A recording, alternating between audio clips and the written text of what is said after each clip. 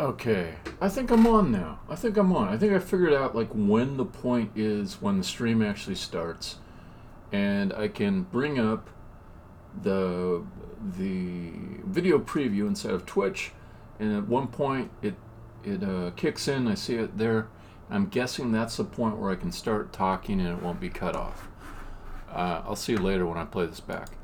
So that was the whole point of my white screen. Is I didn't want to just be staring at the white screen for a certain amount of time. Not the white screen. I didn't want to be on this screen where you see my big stupid head and be talking, or not talking, but waiting and waiting. And then, like, after a certain amount of time elapsed, then I begin talking because I know that won't get cut off after the period of time, because there'd be some time where I'm just like going like this.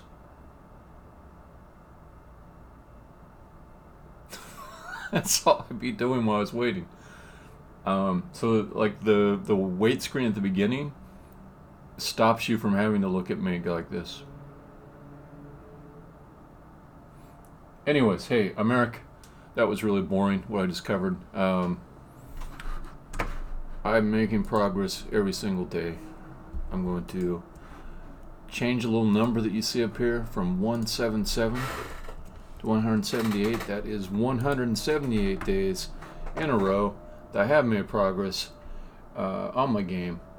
So today is no exception. I always, every single day, make some progress on the game. There's no breaks.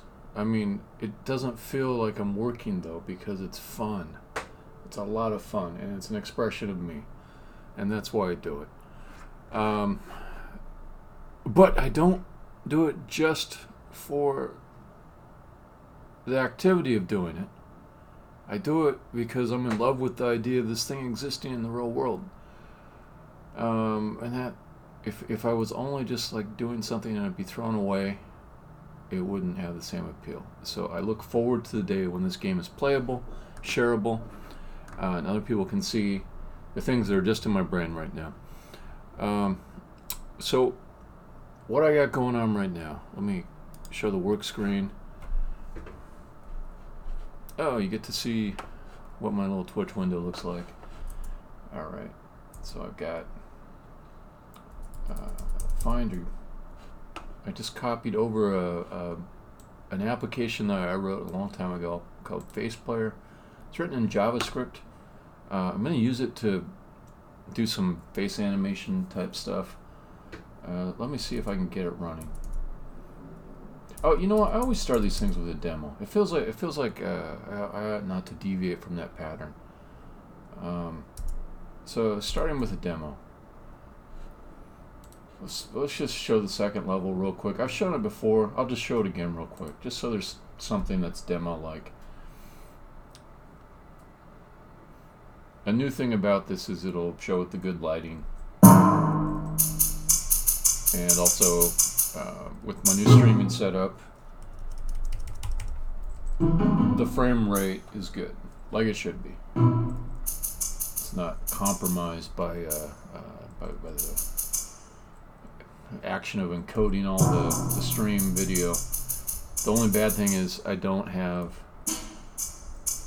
a nicely synchronized audio, so you'll see something happen on the screen and the audio comes a little bit later. It's not doing too bad right now.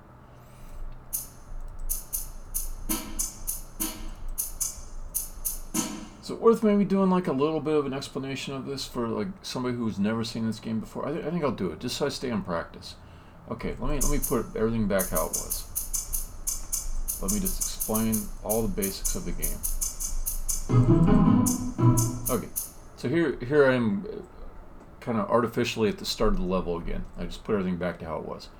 So you're this player that the camera's looking down upon. Her name is M.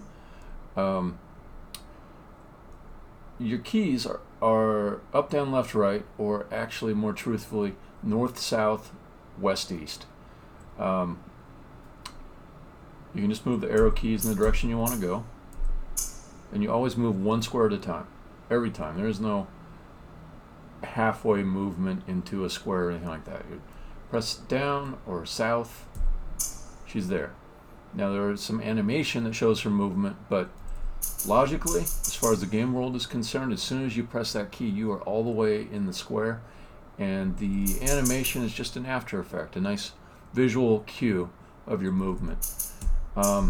You've got another capability called flinging.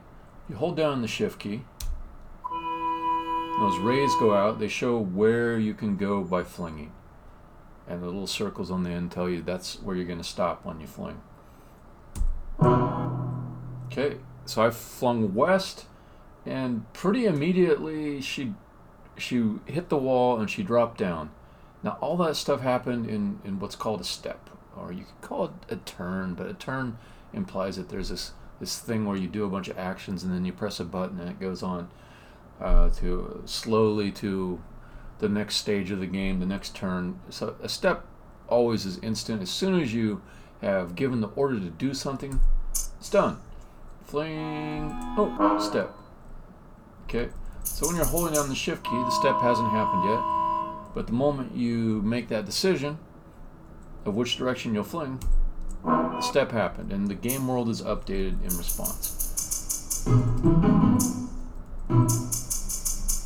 So it's kind of an important concept. So you go fling off to the side, and you might think visually a number of things happen. She'll fling off to the right, off to the east, and then she'll drop down. But logically, as far as the game world is concerned, both of those things happen simultaneously in a single step. Okay, pushables. I have a long love-hate relationship with pushable blocks. I felt like they were overused a long time ago. So I made my own kind of pushable blocks. These ones, they push as far as they can in the direction that you push them. Okay. And I also didn't like how when you have these pushable block puzzles, they get stuck against walls. You have to reset the puzzle. The goal of this game is that you never manually restart the level. I mean, you can die and you can go back to the starting point, but it's like a teleport if you die. So similarly, I don't want a player to ever hit a restart button because the block's got in a bad state. So I made it so if you just push the block against a wall, it goes to the nearest letter pad, I call them, but they're like a respawn point for blocks. So I can put them all together like that. Also, you can push multiple blocks all together. Okay. Can't push blocks upstairs for arbitrary reasons. Not really arbitrary, game design reasons. Okay, so these wooden doors, or gates as I call them, that surround the player on all sides, north, south, west, east, they have the word out spelled on them. And the rule is that as long as there are 3 blocks anywhere in the level that spell the word out, those doors will remain closed. As soon as there are no blocks anywhere in the level that spell that the same sequence of letters that are on the doors, the gates open. So I'll show that. Come down here, knock the U out. Suddenly the gates are open. Hold down the shift key. Now you'll notice that like the fling ray to the north, it keeps going north. So I can now fling over this expanse into the open north gate. So I'm in a new place here. I can always come back if I want. The thing about flinging is a lot of times it's hard to tell how far you've flung because of that kind of instant step action. But sometimes you can figure that out by just sort of navigating a little bit further in the world. Okay, so I'm relatively fearless with death in this game.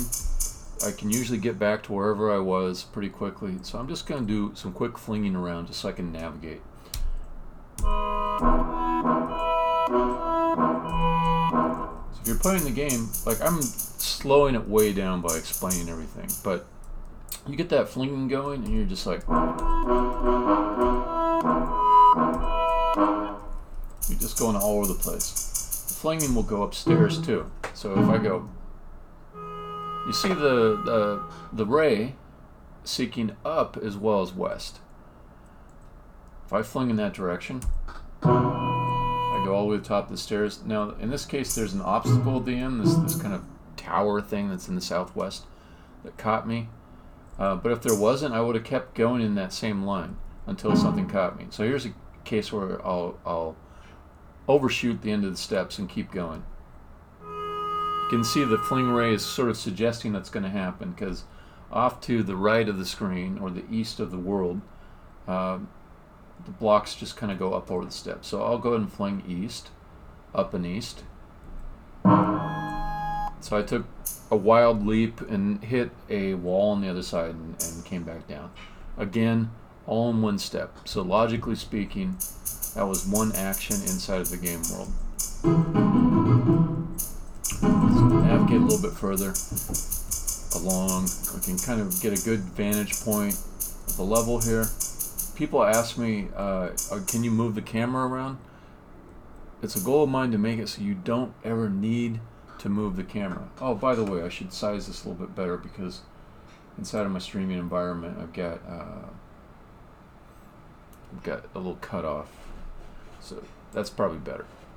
So here you can see the whole screen. So instead of having camera controls, I want you to just move your player around to see the stuff that you want to see. Just move.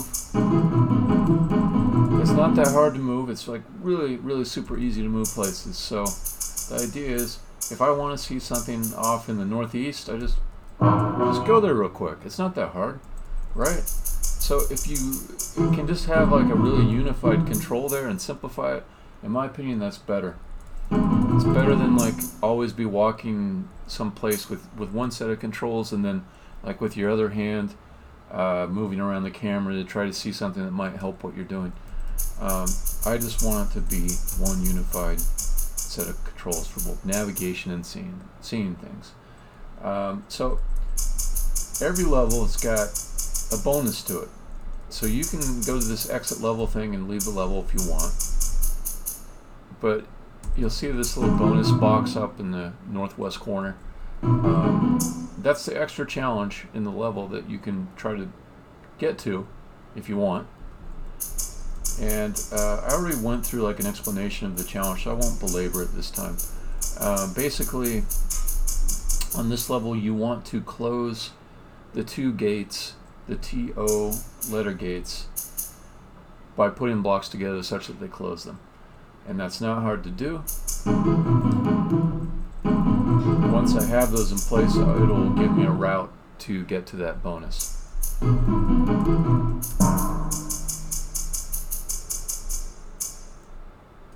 So the first problem here is that the T and the O are not in the right order. So I'm going to manipulate things so I can get them in the right order.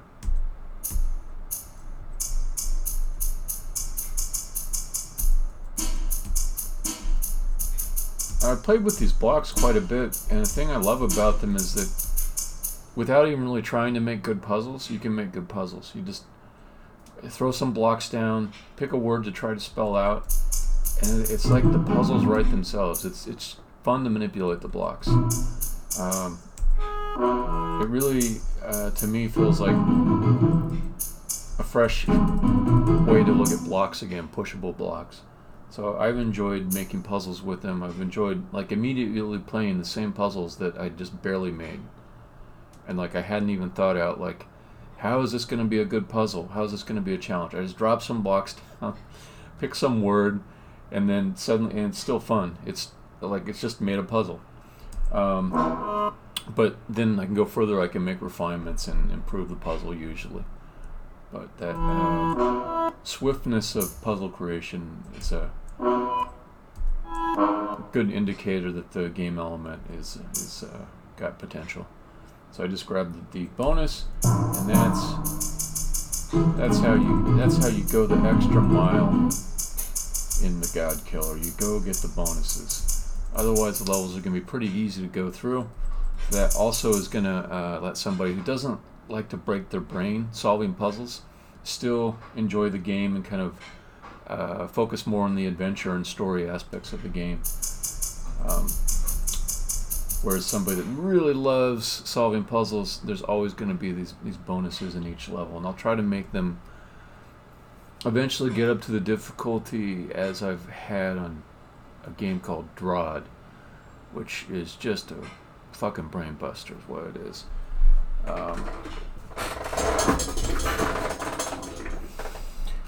So that's the demo. Now let's get on to the work. Let's get on to some work. I really love this new streaming setup. Everything is going so much faster. So the work that I'm trying to do,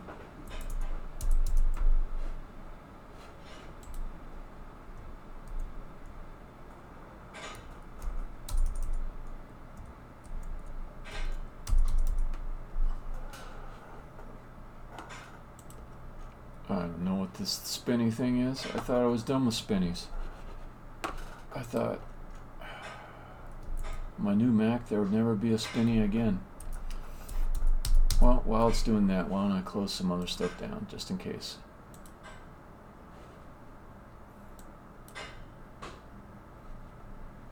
Okay.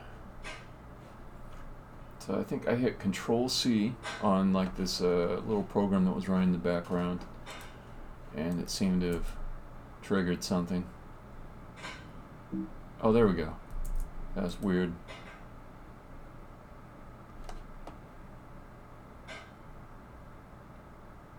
So let me just make sure. So I said BR control log wait. I wonder if I just killed the iCloud sync. Whatever. Let's move on to more interesting things.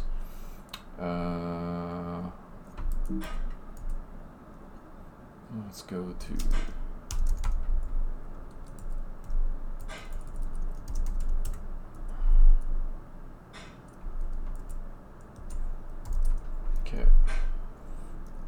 So normally I'm running code inside of Unity, but I'm also a JavaScript programmer, and this is something I made, I think it was last year I made it. Yeah, it's a editor for face animations. So let me make sure I can still get it to work. Yarn, install. No, yarn. What was it? Brew. We got brew. No, brew. npm. No, npm. Okay, I gotta install some stuff. Let's see. Yarn install Mac OS. It's a new computer, so I gotta get it. A few things I took for granted set up. Oh my god. I have all these dark screens, and suddenly I go to a screen that has a white background and it looks terrible. Okay.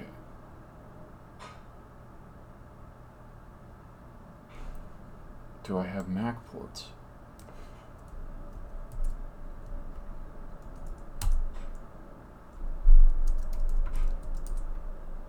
Nope, I do not. I seem to recall that Brew came along with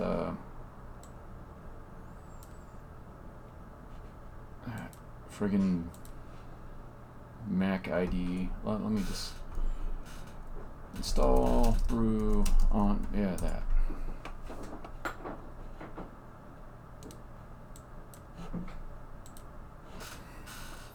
I'm basically installing an installer for an installer at this point. Okay, let me just look at this before I copy and paste it and run it like an idiot. So running Ruby, and it's downloading. I think I've done this before. I trust it. I trust it.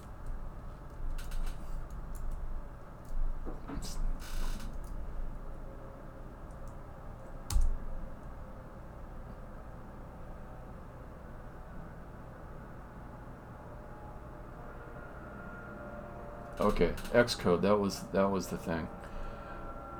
Okay, Xcode command,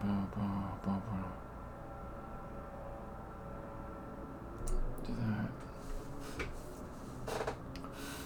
Hopefully we'll be past all this stupid installation stuff soon.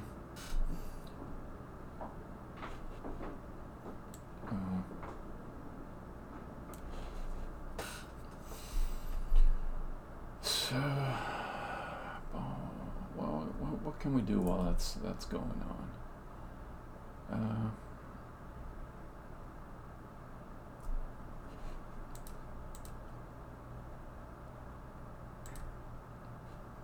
So install brew to install yarn to install all the npm modules that my FacePlayer web app requires.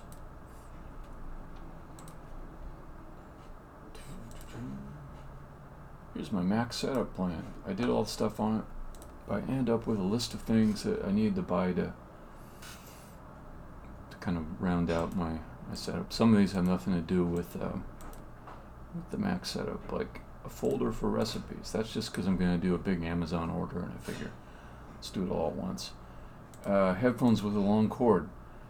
That's so I can easily record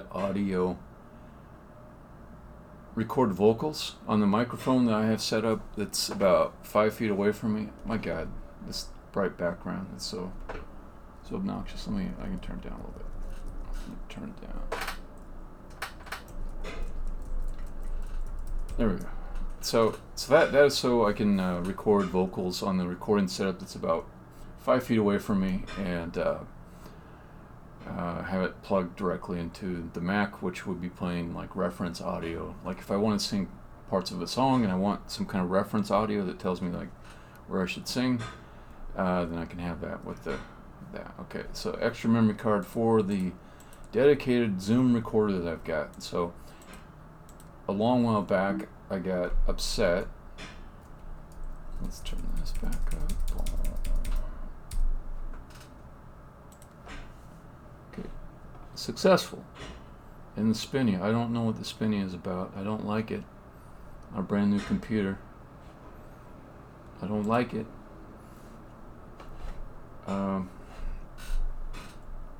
Okay, while it's figuring out what to do with the Spinny, back to this. Okay, extra memory card. So I've got the Zoom recorder, and I just want another memory card besides the single one that I have. 500 gigabyte cartridges. These are RDX cartridges. They're basically a type of hard drive where the part you record on has been put inside of a cartridge, so you can pull them in and out of this drive really fast. That's going to be from my backup plan, which I decided needs to be a little more sophisticated than it was based on the great Dropbox fail of 2019. Step can, that's for something I'm doing with my computer. Folder for recipes, ditto. 50-foot net cable.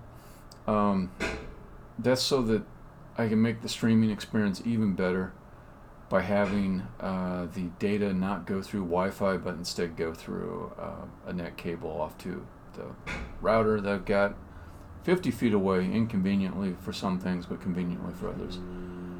A little monitor cable for chaining my second iMac to the first one, so I can, if I want to, share monitors. A wired keyboard and mouse, the wireless keyboard and mice that I get from Apple, they just annoy the crap out of me. It's supposedly the slicker, more modern thing, but they just don't work as well over the long run, I found.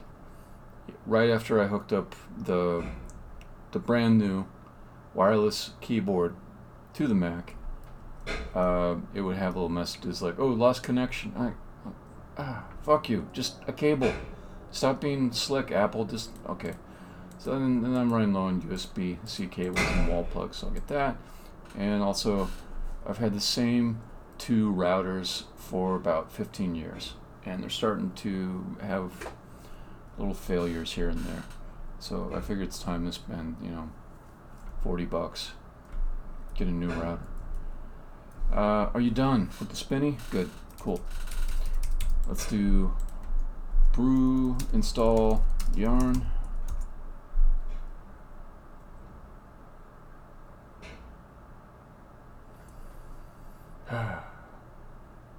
Installing an installer to install something else for my web app. So I installed the installer. Actually, no, installing an installer to install another installer to install. It's 3 levels of installation there.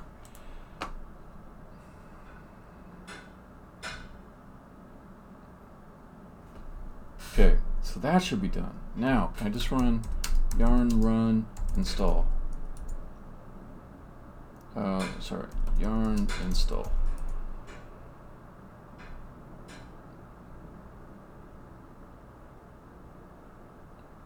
Probably should have deleted the yarn lock file, but that's all right.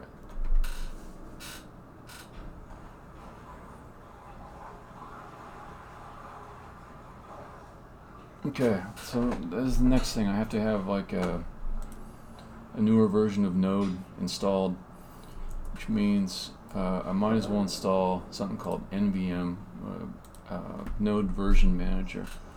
Can I do it with brew? Brew, install, NVM. This is again installing an installer.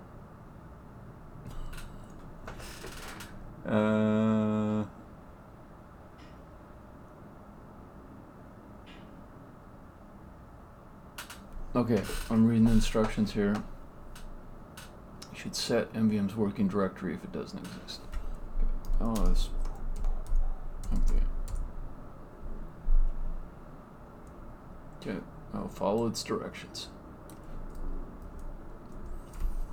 I realize this is boring. I'm really hoping to get to the good stuff.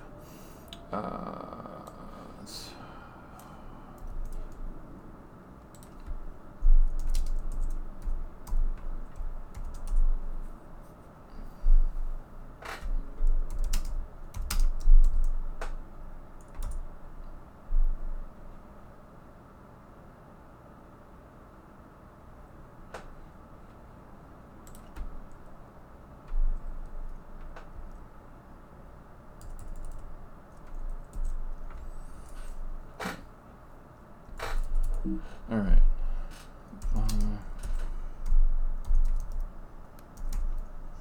Bash profile. I think that was it. Let me double check. Yeah.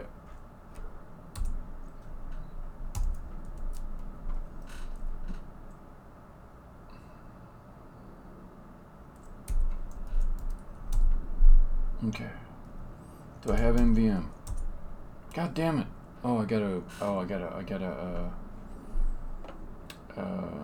run bash profile. So what if I just do that?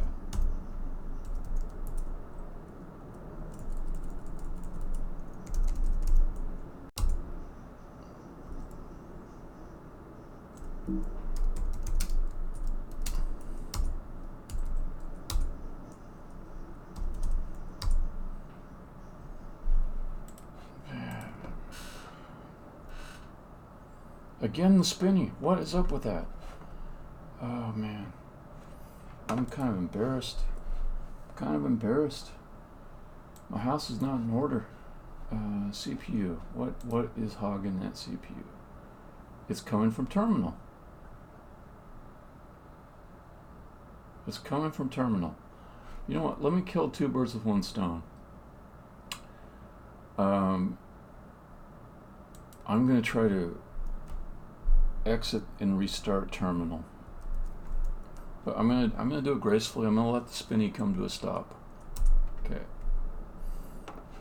And that will also give me a chance to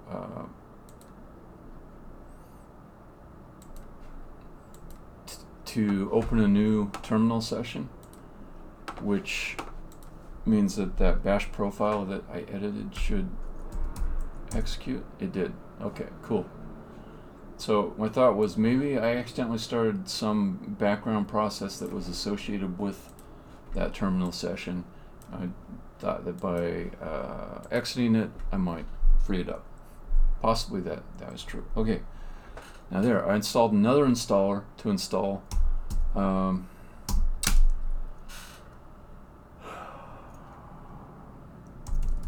the latest version of Node, or at least one that's late enough. nvm install.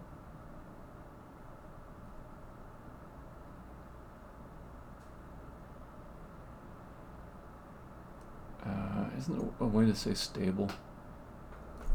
Okay. nvm install latest stable.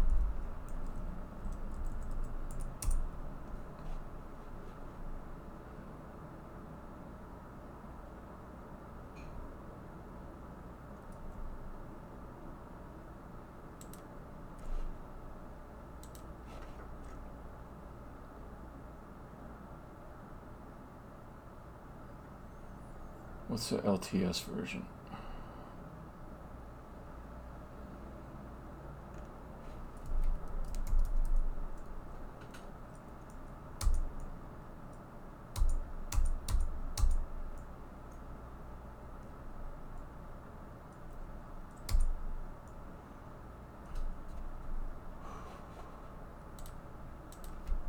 VM, what is LTS?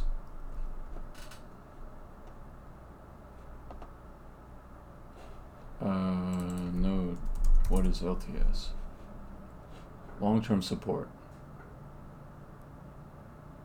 Okay, that's basically the same thing that I want. nvm install LTS.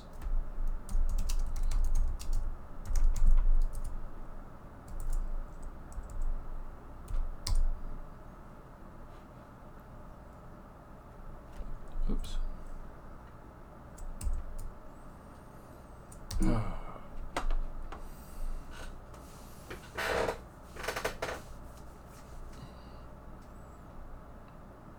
Okay. Now can I do a yarn install? Now can I do it?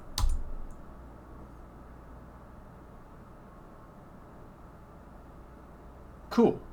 Okay. Now can I do? Let me see what the run commands are. I kind of forget.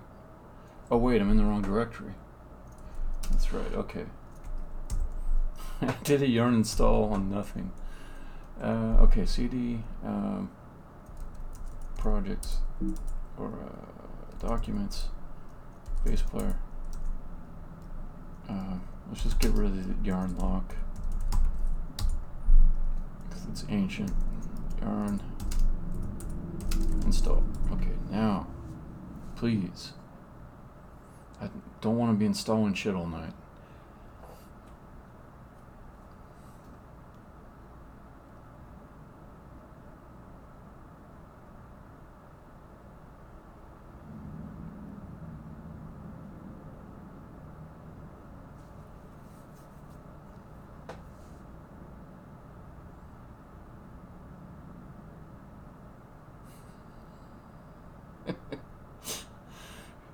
Comment for a npm package. I wrote this module a very long time ago. You should use something else. Okay, that's done.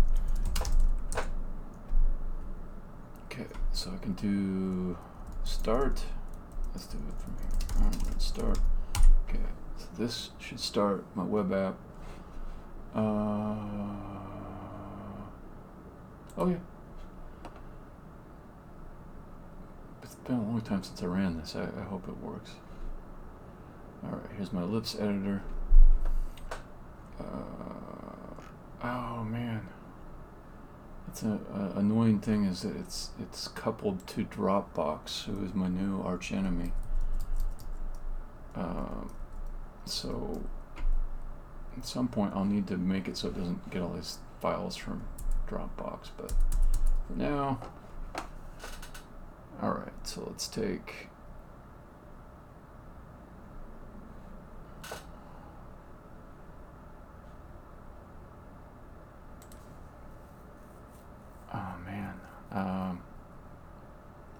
okay.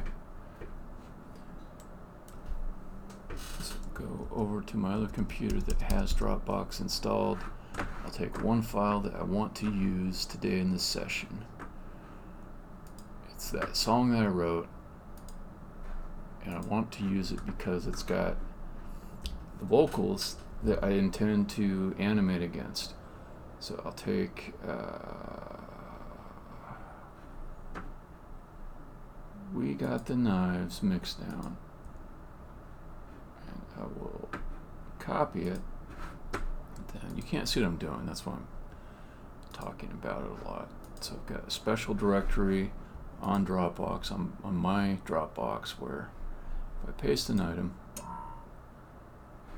and then wait for Dropbox to sync it, which I just did, I come back to here inside the web app and I can refresh it and it will go to Dropbox.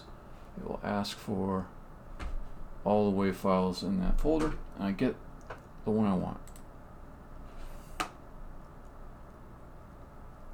It's a very long WAV file.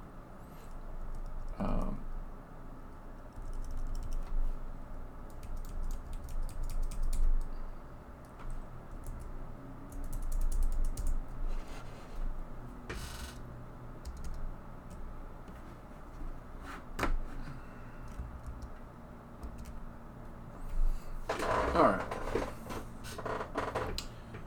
So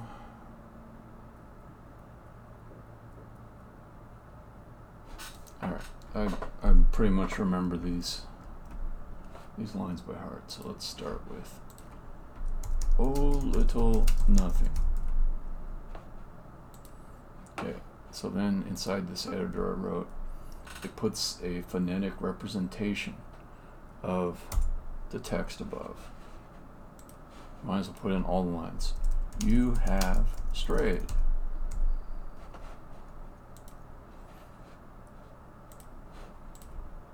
Oh, little nothing.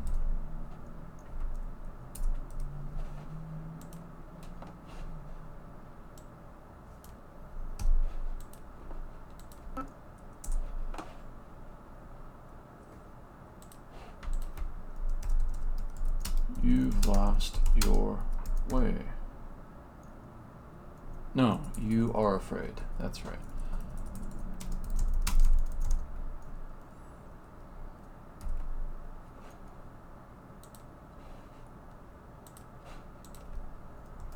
All your pieces fell apart.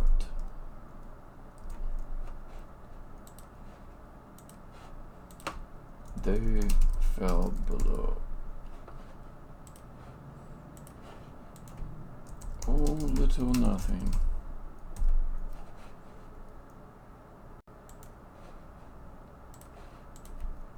Where did they go?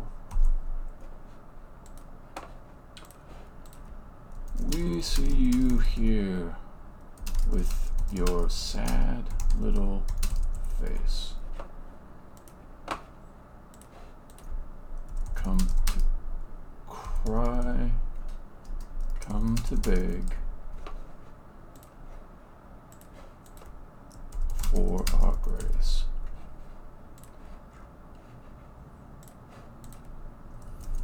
Can we put you back together?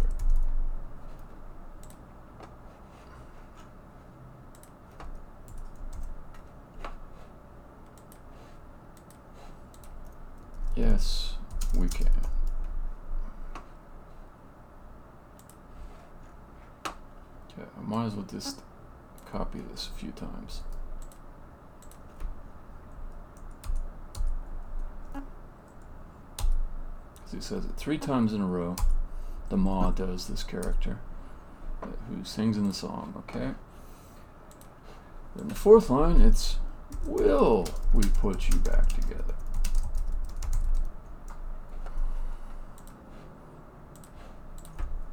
That's the plan. Okay, now the rest of the lines I don't remember as well. Let me give this a slightly better representation. I feel like Cindy is just a little too... Yeah. Let's throw Yogi in there and see what Yogi looks like.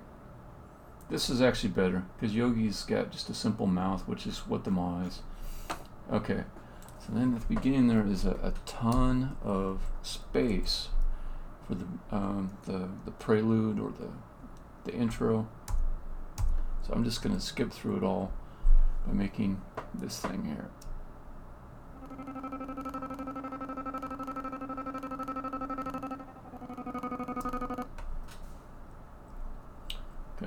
So it's a little hard to explain how this whole thing works.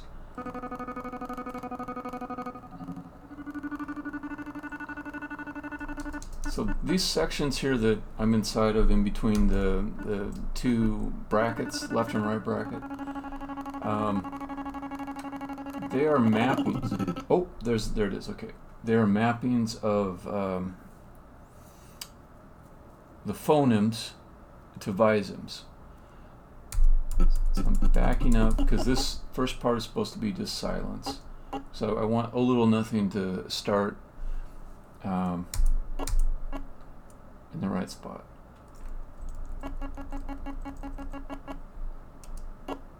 Okay. So now he's starting to say, oh, little nothing. But I have all these phonemes. Each one of these phonemes, it corresponds with a viseme. So phoneme is like the little noise in audio that corresponds to something you say with speech.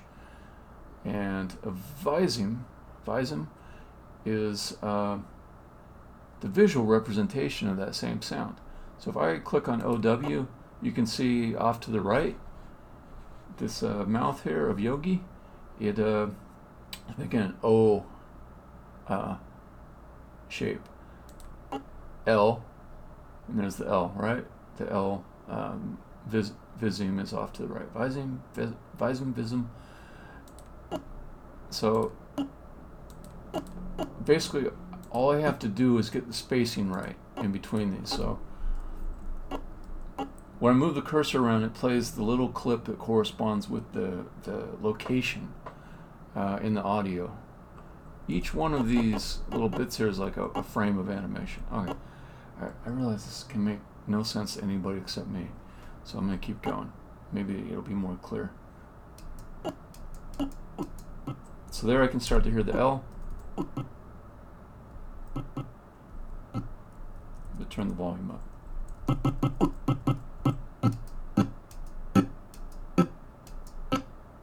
T.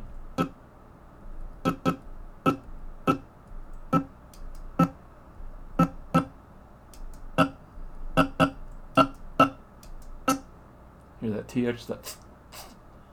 I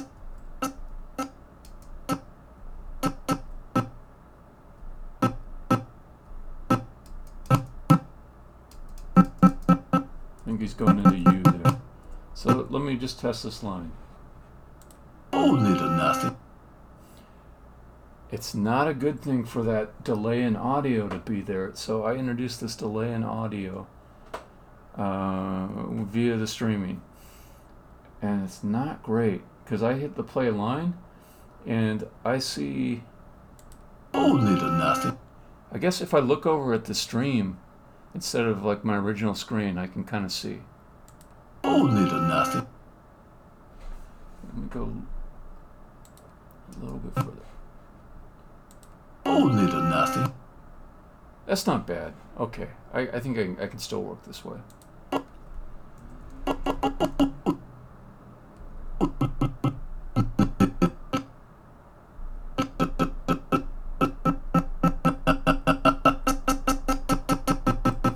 Okay, so now I'm just going to go for productivity here and blaze through this as fast as I can.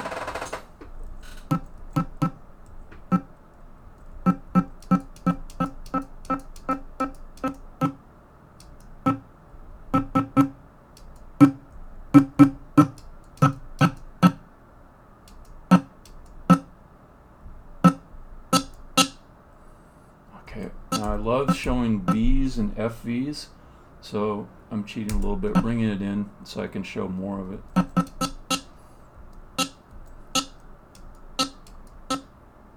S and T are basically the same viseme as is R.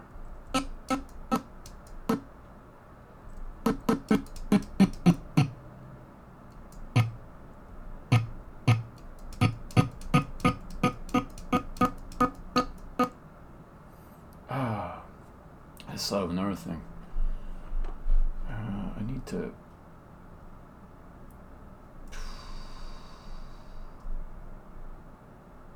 That might be important. I've got the music in there at the same time, and it's making it so his mouth never closes.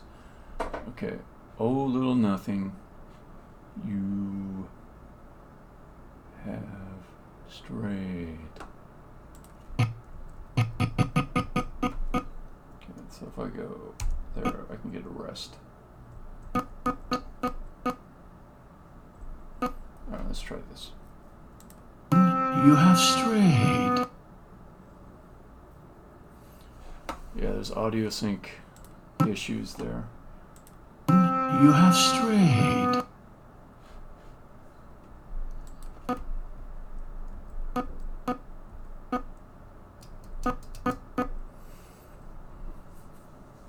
Okay, here's something I'm learning. This is not a good activity to do on streaming because my setup has got a delay in the audio. So when I am playing back these lines, I thought it would work, but now I'm seeing issues. Oh, little nothing.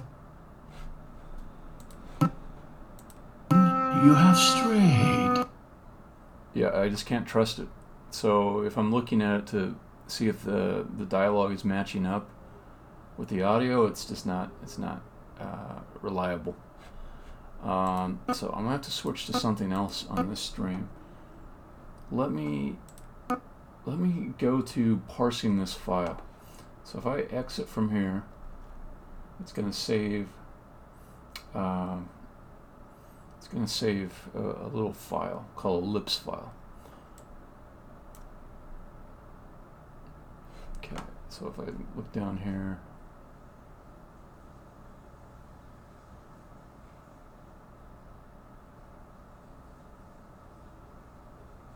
I thought that's how it worked. Oh, they're only showing the WAV files. Okay.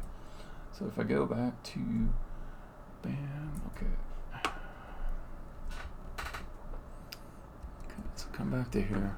And then Lipz editor. And there's this other file. Copy here. Bring it over to let's see.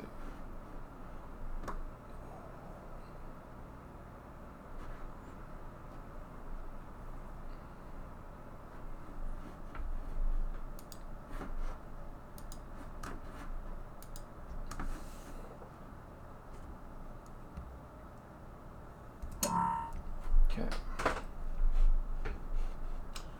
Alright, so now I'm going to go back to Unity land. I'm going to write some parsing code. Let me update.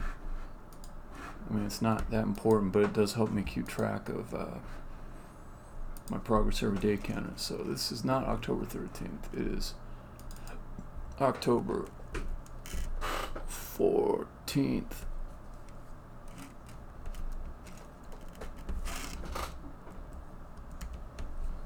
And I am parsing lip animation files. Okay. So, in order for me to read this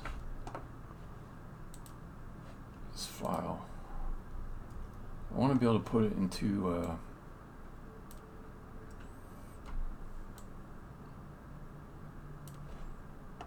certain location that Unity reads from.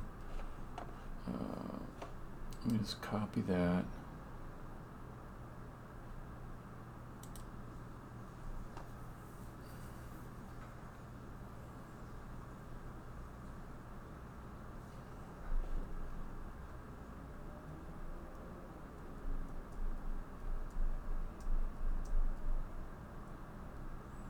I could put it in the persistent storage area. Trying to find where that is on my computer. So on the old computer, where was it at? That'll help me find it. Sorry, I'm switching back and forth between the old computer and the new computer a fair amount. And whenever I go to the old computer, you can't see what I'm doing, but it won't be like this all the time. Okay, so let's say go Go to folder. Go to all those secret little folders. Okay, library, application support.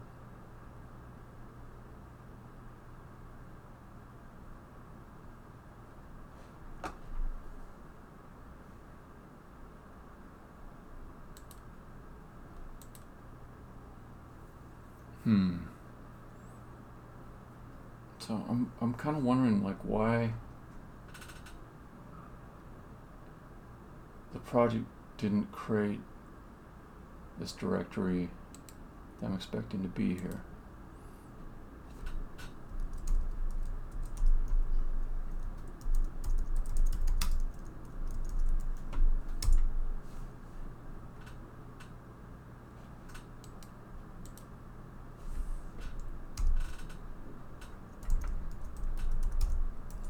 Maybe I have to do a build before it'll do that.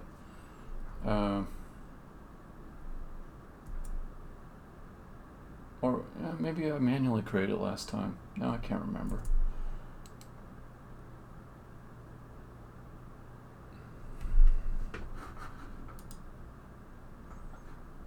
Alright.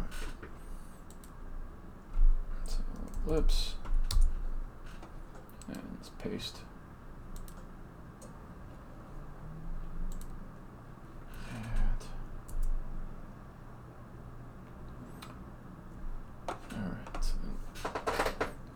Not yet written Unity code to parse this. It's real easy to parse though. So that's going to be my session goal. Now I've got about 1 hour to make it happen. I want to be able to parse the contents of the Lipz file into like an object instance, into variables. Okay, so let's open the IDE.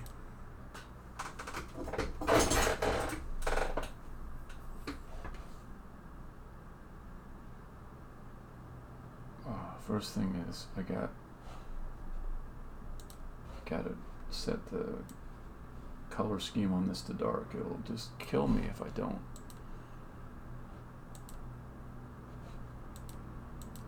Oh. Okay.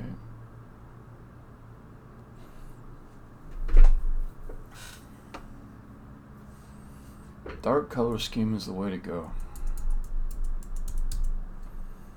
I'm certain that everybody that disagrees is wrong.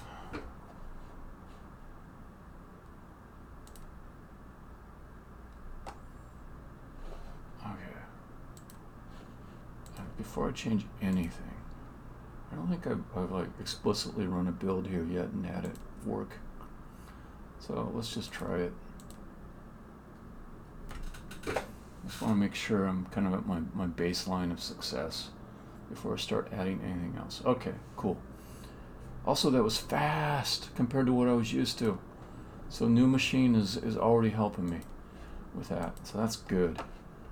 Okay, so where would this go? Go in dialogue. I think I've got some stuff here that shows the pattern.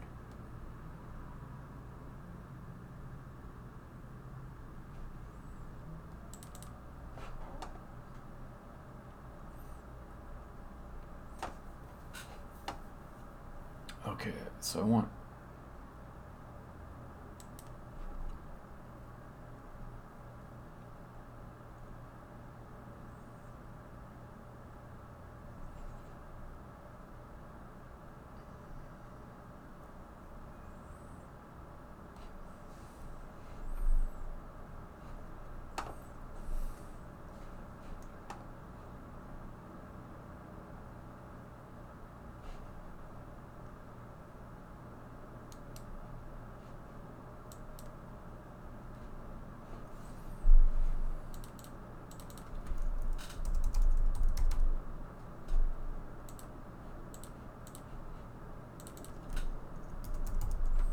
Lipz.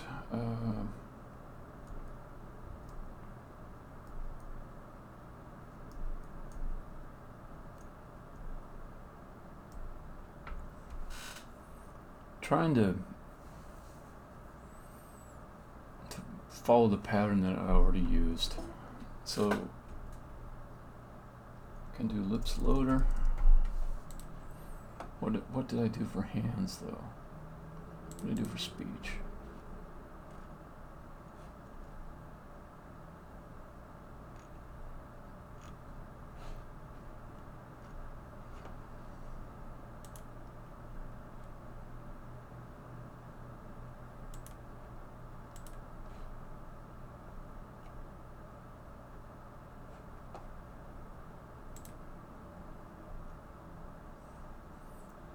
Okay, so I have the hands file util.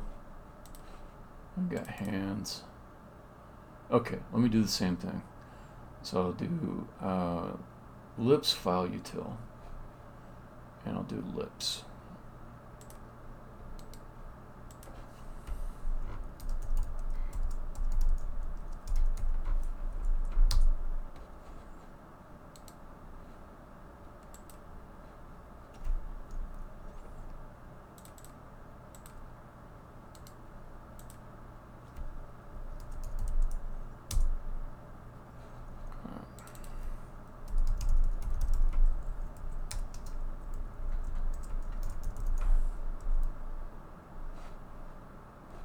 No.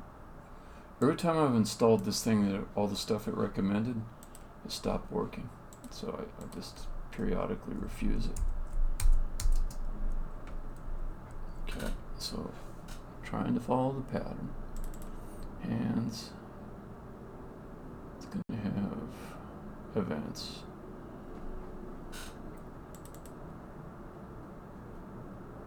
Yep, okay.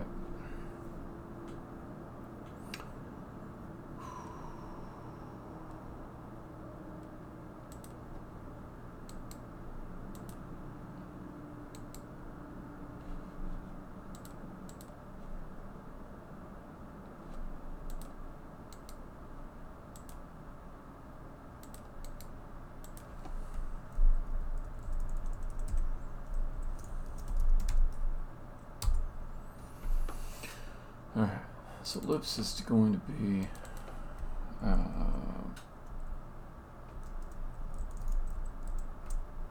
pretty simple.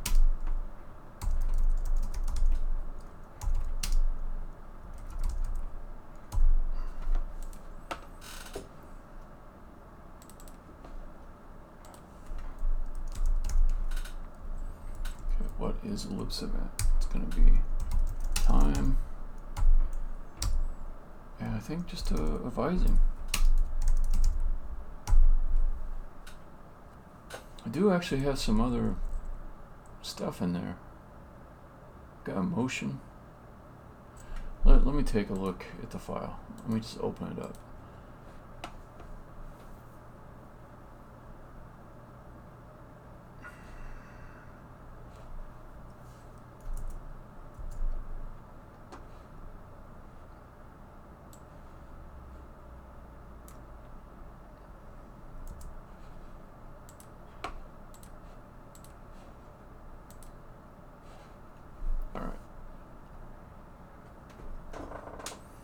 So it's just literally what I was typing in before. There's no difference between what I was typing into that window and what's stored in the file. Now it's coming back to me what the file format was. So there are some other events besides the visemes, but I don't need to write them in yet. So there's some stuff for emotions where you can type in stuff like nervous, and then the emotion changes. So stuff like that, but I don't need it yet. So let me just stick to visemes. So I will at least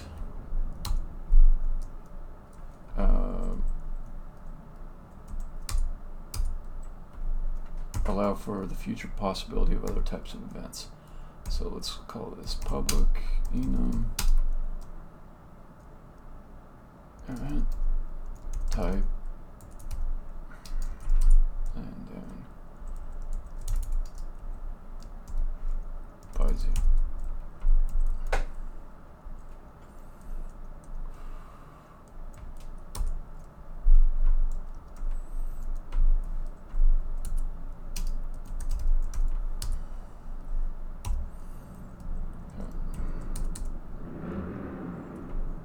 On the other hand, I can add that back in later if I need it. It's better not to add extra stuff before you need it, because then when you actually get around to adding the feature, it ends up being different than what you thought it would be. Okay, so that's my event. So then parsing this thing. Let me again look at dance file util. So it's got load. I'll use load and exists. Those two I can copy over and follow the pattern. I don't need to save because there's nothing in here that needs to save. Okay, so I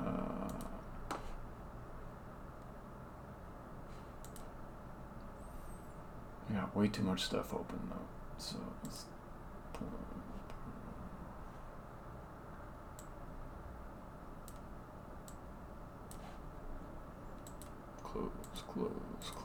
close.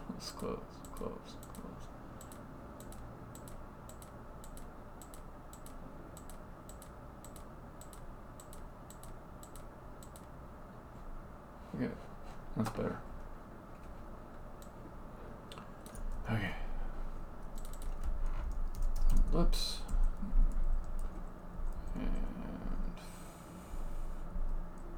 But it's like a do nothing kind of method. I'll just take it out for now. This stuff does seem to kind of beg for a base class, but whatever. Okay, so read all as text. Same thing. Call it text. Okay, then the parsing begins.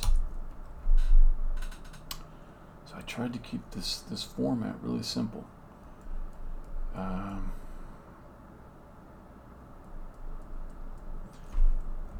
I'm going to do this in a not that sophisticated way. So we'll say string lines equals text split. We'll just split it on the carriage return line feed, or line feed, I guess. Okay, and then this, where does file come from? Was it system.io?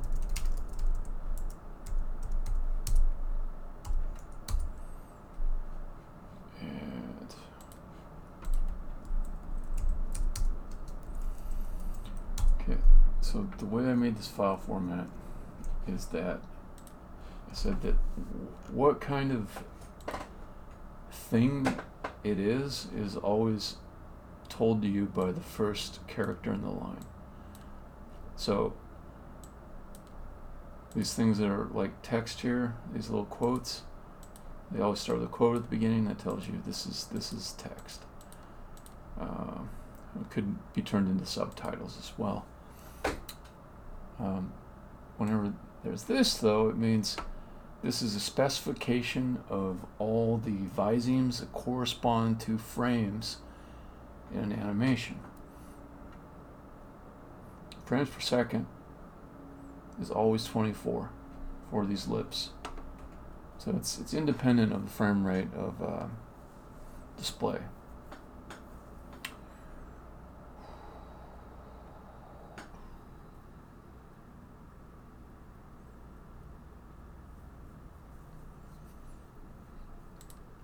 So what we do then is we say for every line that is a phoneme line, on every line process,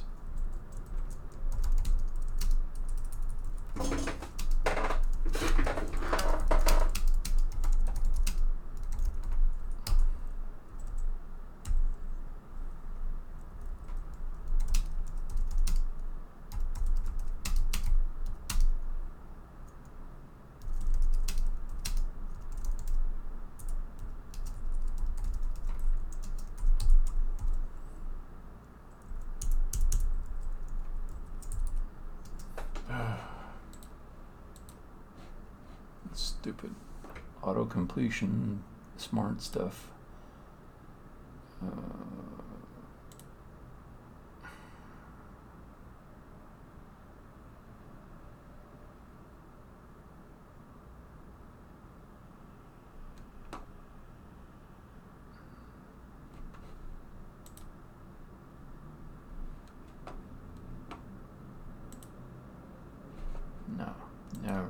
insert my own matching braces.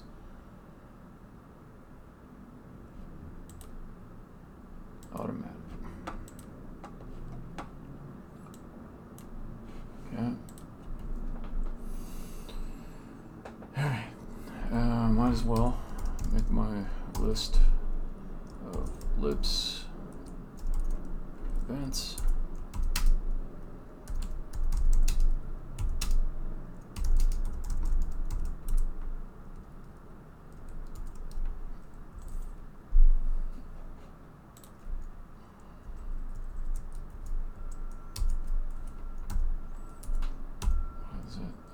Collections, generic. Okay. If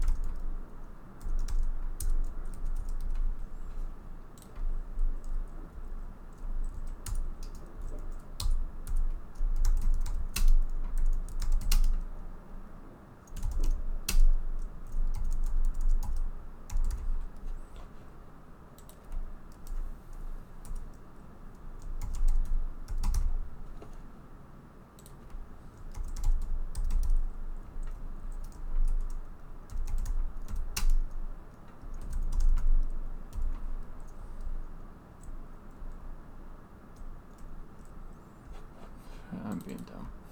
Okay, string line.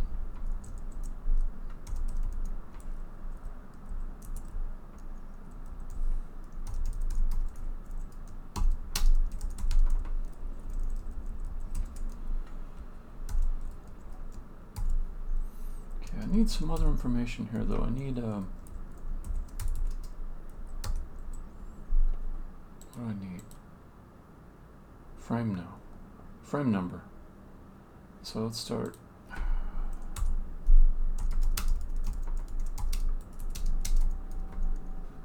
do ref.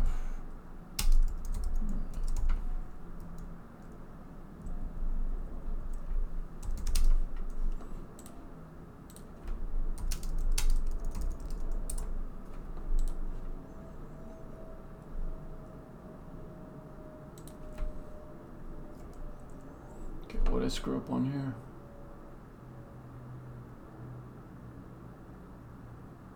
Oh, I want this to be line 0. Okay, cool.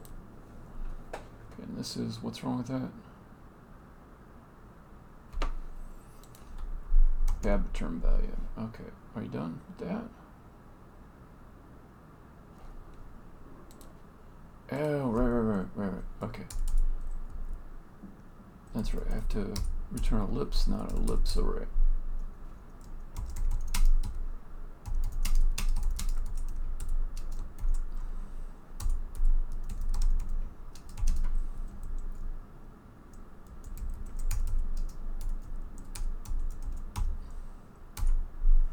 Yeah, I could just return that instead of assigning it. Okay. Okay, now parse the line.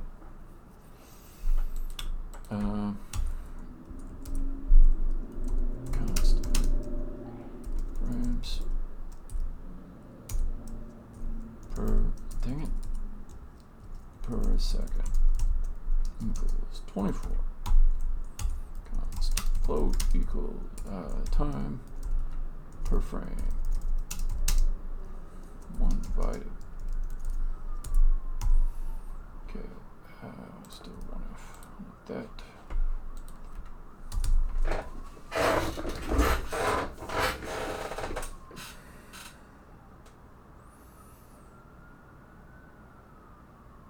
You know what, it took me a while to get this code right on the JavaScript side. I should probably be bringing that up as a reference. So let me...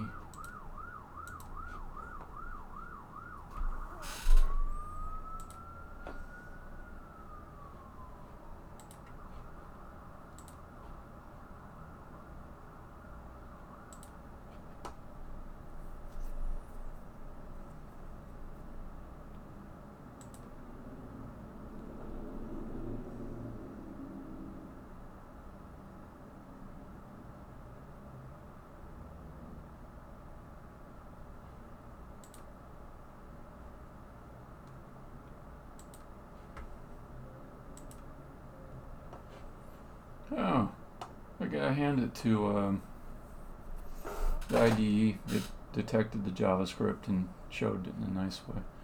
Okay.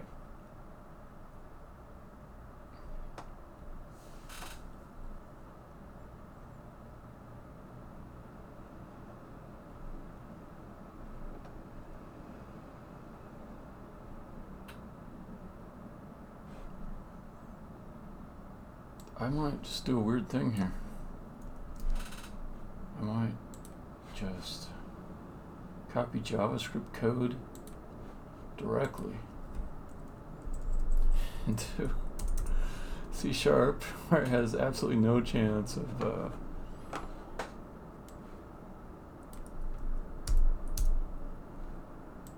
compiling, let alone executing correctly.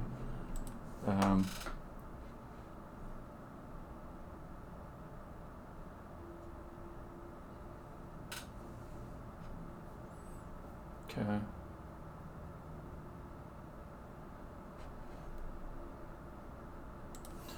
Well, there. I guess I don't have to go through and edit it all together like that. Okay. Don't care about the syntax errors. Okay, I want to exclude the beginning and end. So I know this code works, which is why I'm just gonna copy it across. So if I say line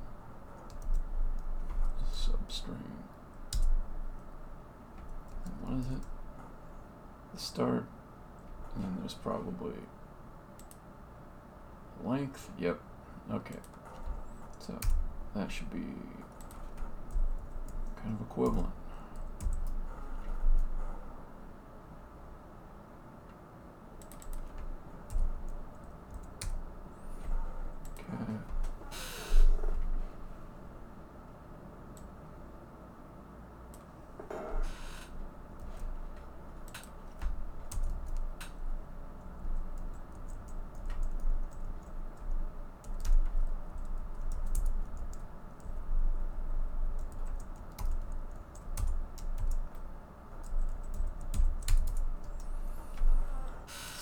Importing some JavaScript here.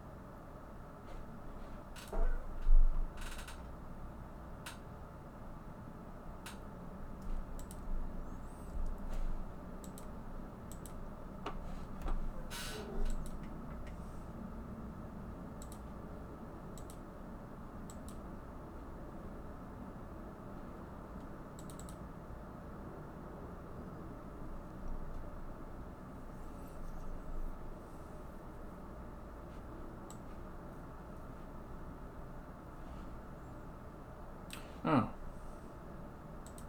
Okay, so I think phoneme is just a string. I think that's all it is. Okay,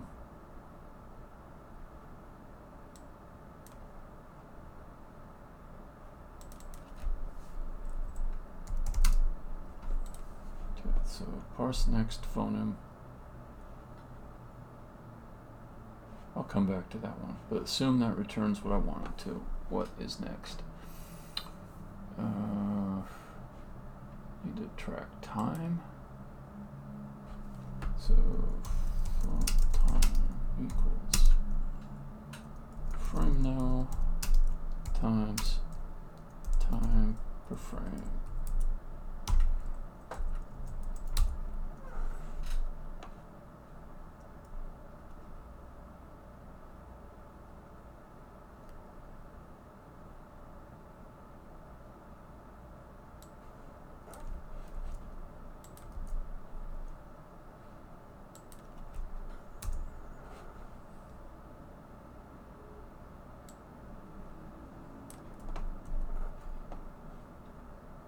Let's just do it this way. So we say string phoneme equals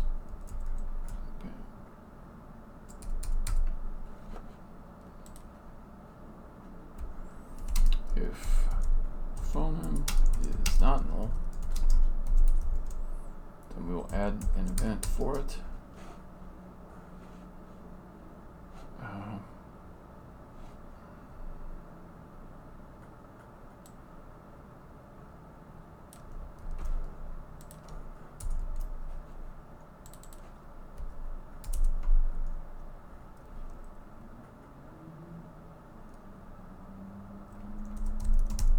Jesus.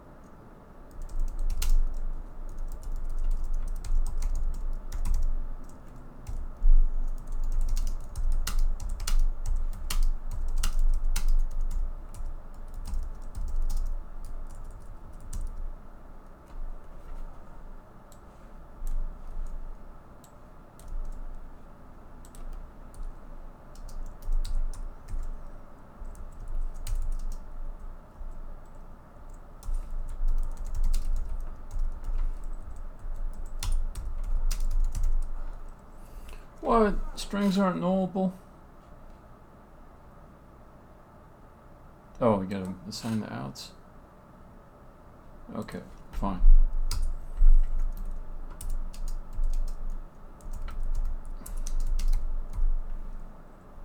Okay, throw this up here.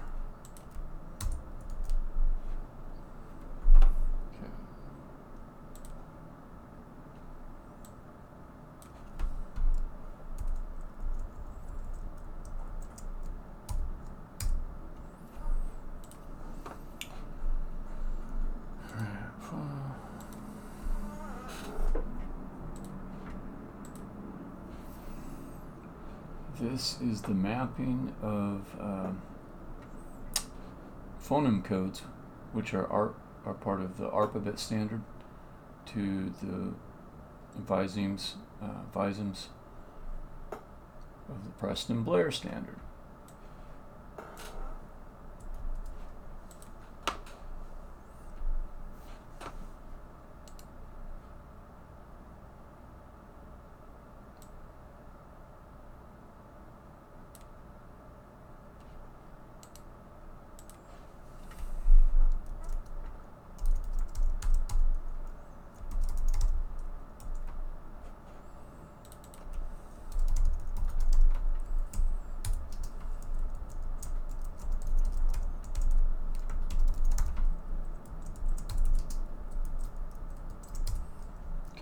So my thinking is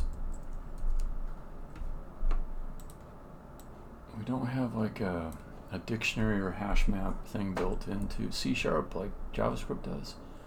So I'll set that up inside of a dictionary. But this little mess of assignments here, keep that inside of an array. Call this the init array equals fucking annoying.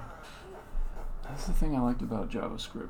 Maybe one of the only things, and probably the thing that's bad about it, is that you can just create data structures on a whim quickly. Here I gotta like private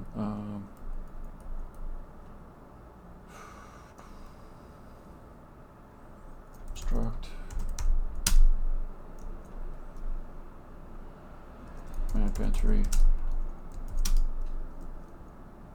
public string from public string to okay.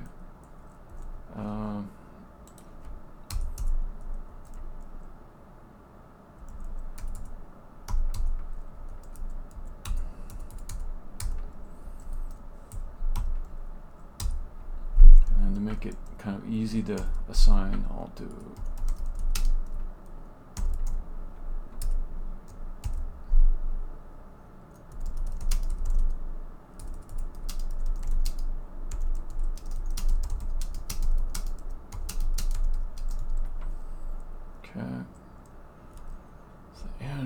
equals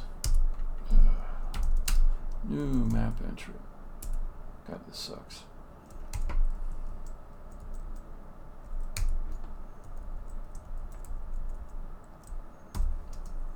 So let me see. How can I make this go faster?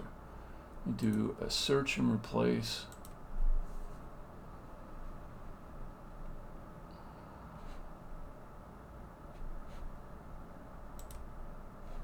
Say wherever I find this nonsense, I'm just going to change it with, I can do better than that. I can fix another problem I'm going to have. I can do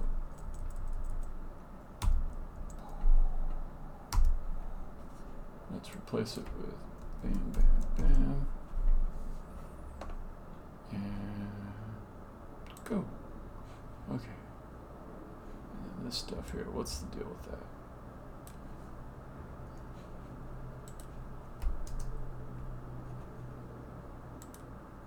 Okay, save me a tiny bit of time. So how about this other part?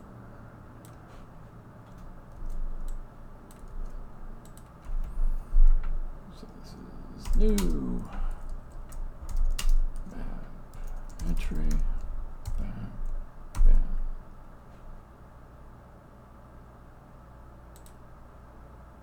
Useful. Okay, and the last part.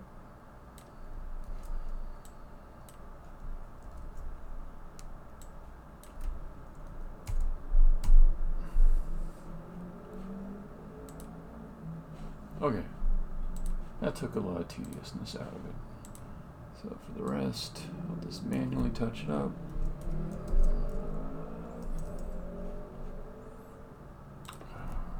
Let's see, const.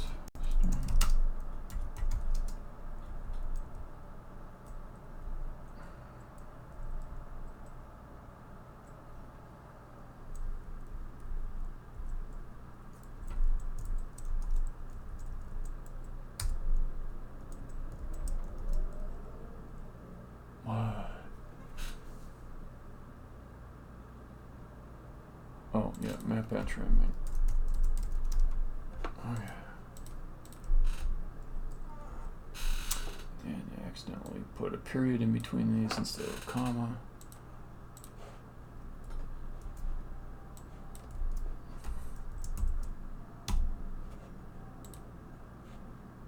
Okay. It's almost there. What? What? Oh, yeah.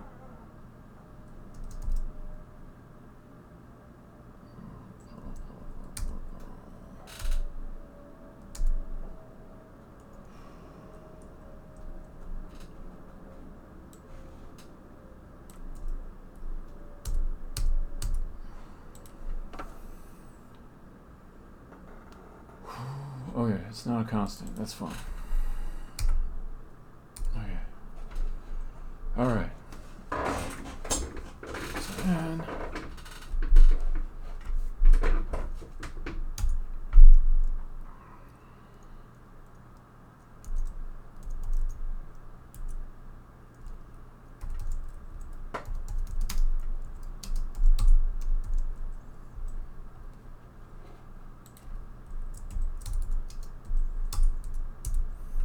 I want a proper hash map type of a thing. So dictionary, string, string. Let's go declare it up here.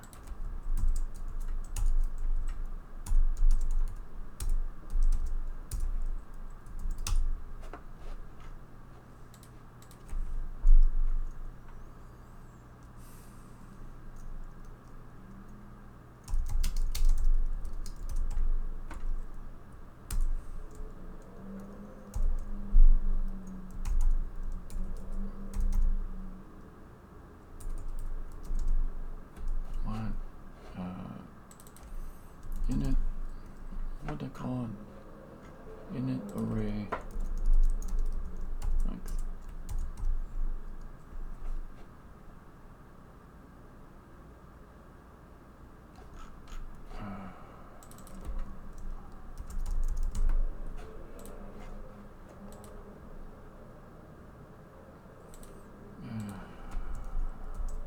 Fine.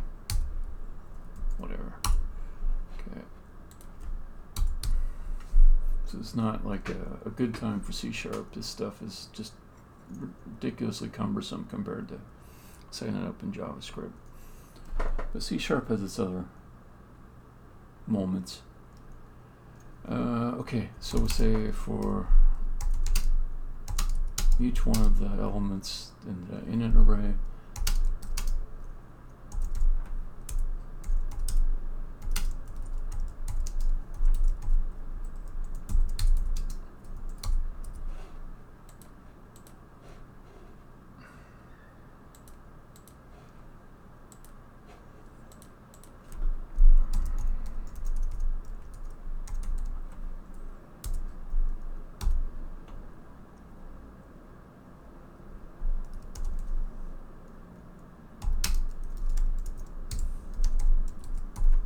what?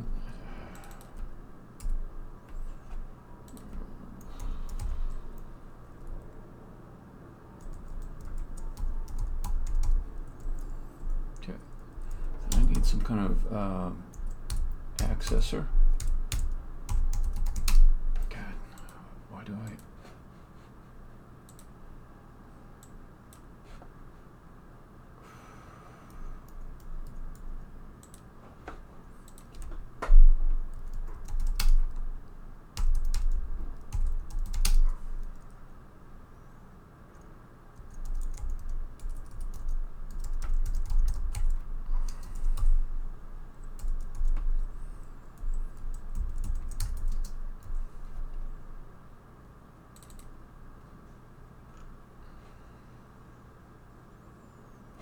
Let's see.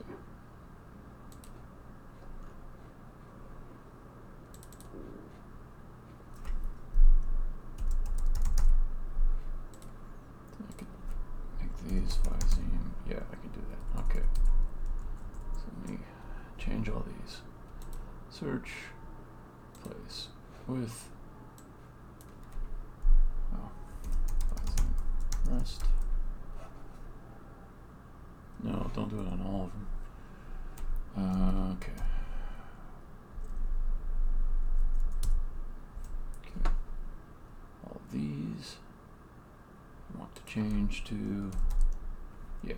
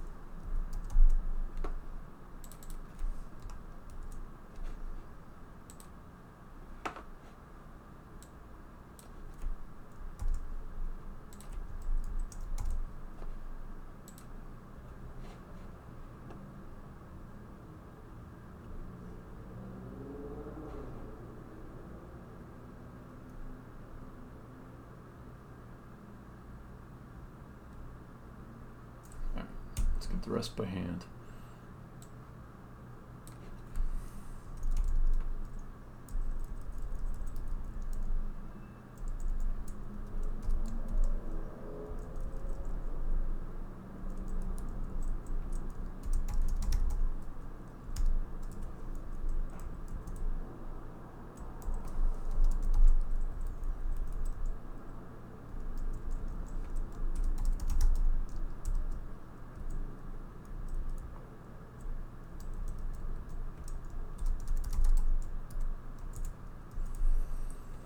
Damn, it's a lot of work for something that took me such a short amount of time in JavaScript.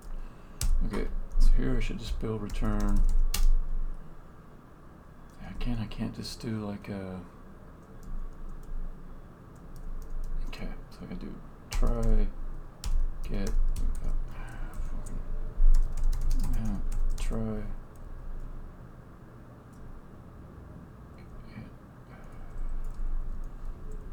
If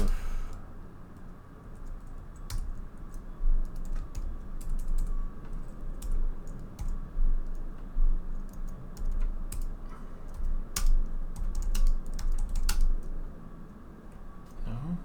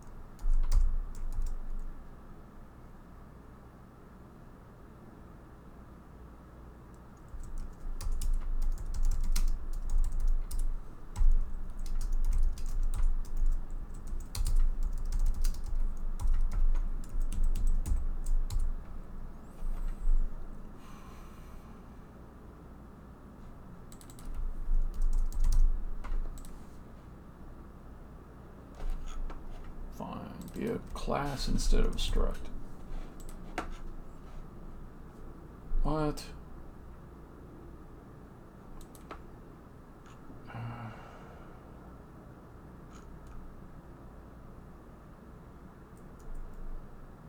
Oh, yeah, okay. Alright.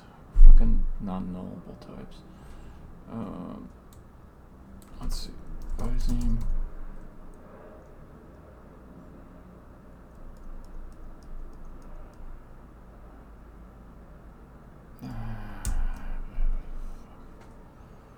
Let's do it this way.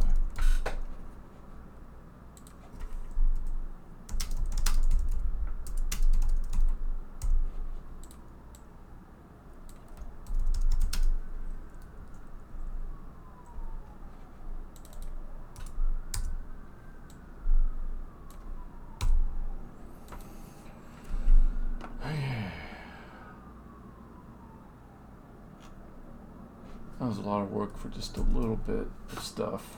Okay, so there's that. Close that.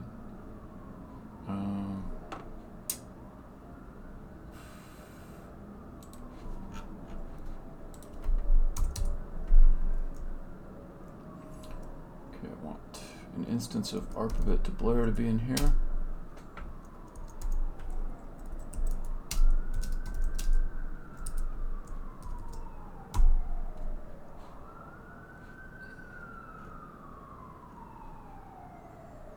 Okay, so all that for this. If arpabit to blur. No, not you, the other one. Arpabit to blur. Get ponem out vising. Vising.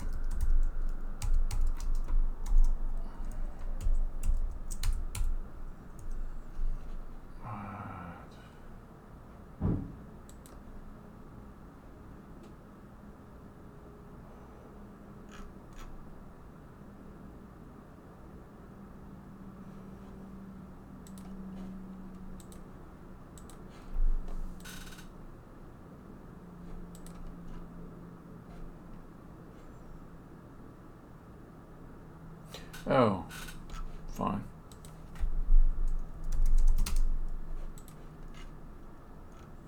Okay. All right. So there, we're saying that if we get the visine, then we push it with the time. Okay, bump it on. Okay, that's all good. Then you have to say.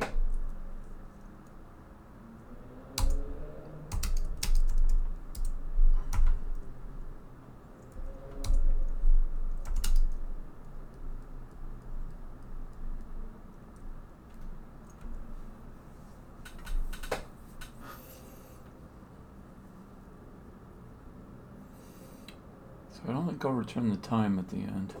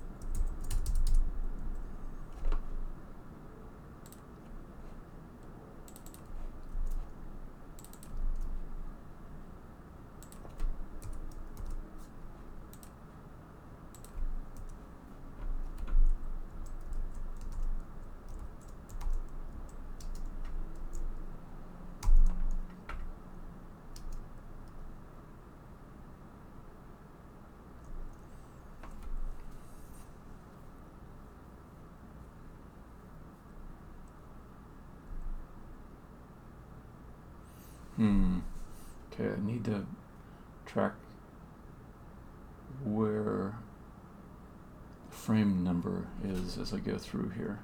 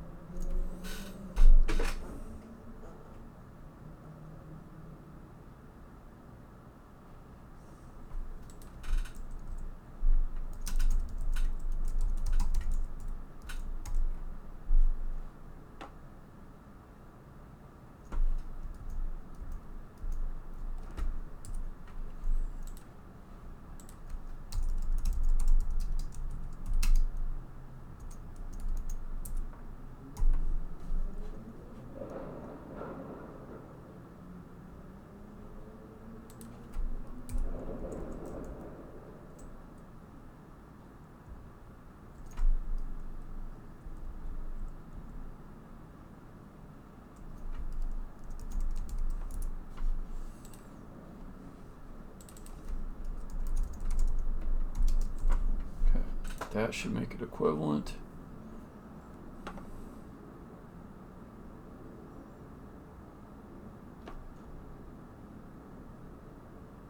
Okay.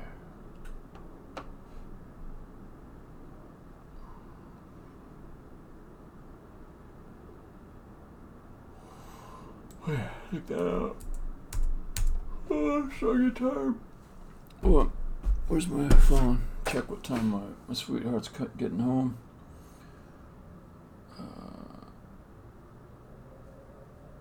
This might be a race.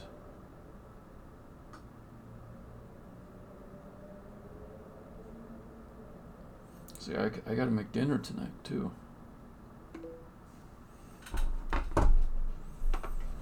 Okay, so it's a big long function to get through. Okay.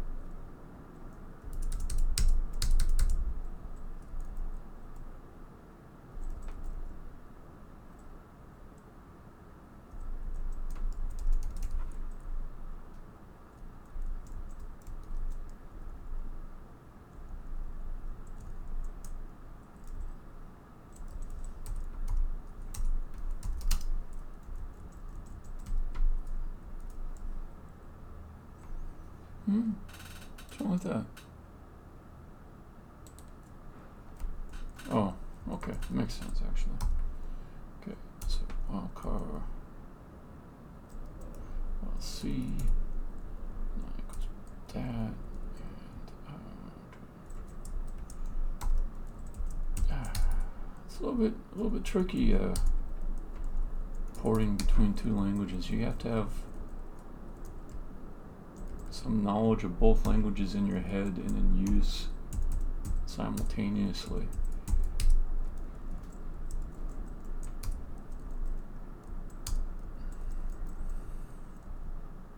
There's an excellent chance of me screwing this up. Okay. So far, I feel pretty confident.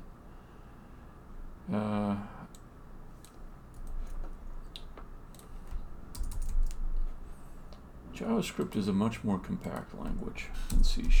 That's one thing I'm noticing.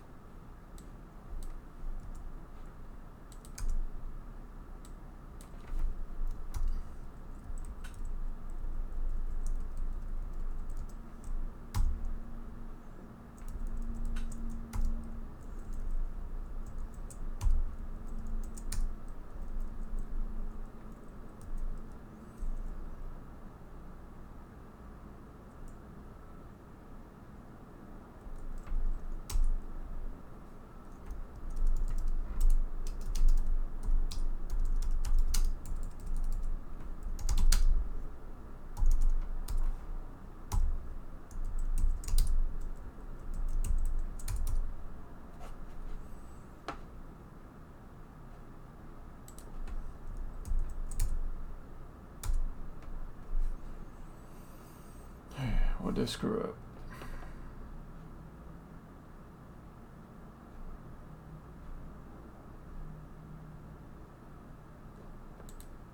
Let's see, equal bold 0. Okay.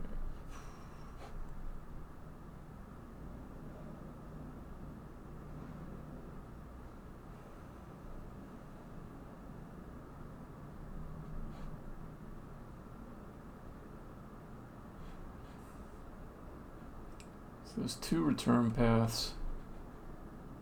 Both of them have assignments. It's complaining it's not assigned. That's fine. I always have to do this to shut it up.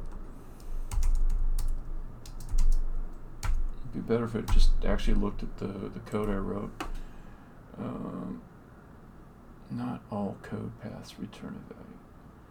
So, what? Advanced frame count is set. Phoneme is set, return null versus phoneme. Where's all the returns? It's here or it's here? Is there a bad brace?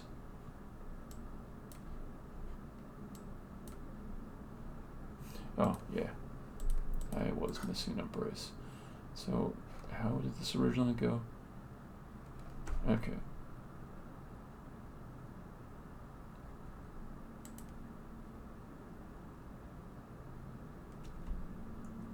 Okay, I got it.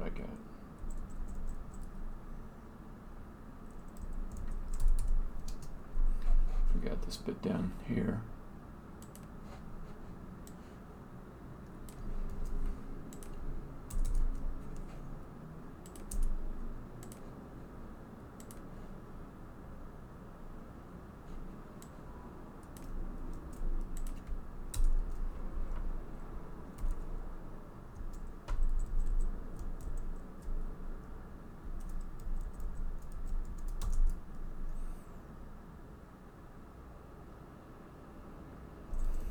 And I can simplify this.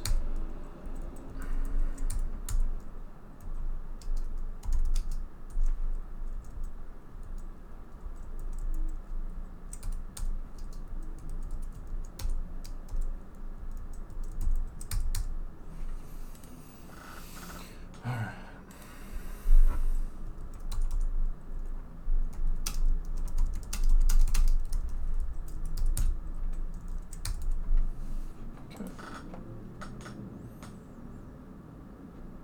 So if I poured this correctly, then this code, it's not going to have any bugs. This original code, very well tested. But I say there's about a 50% chance I poured it correctly. Alright. This is kind of testable. I just need I need to get the path to this correct. So let me, there's some features, just get the path.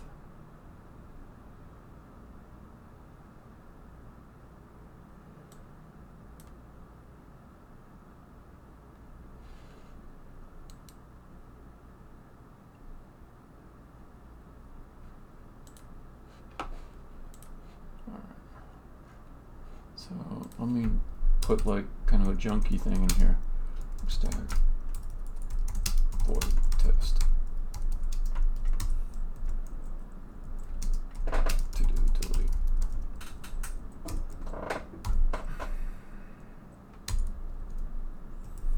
Okay.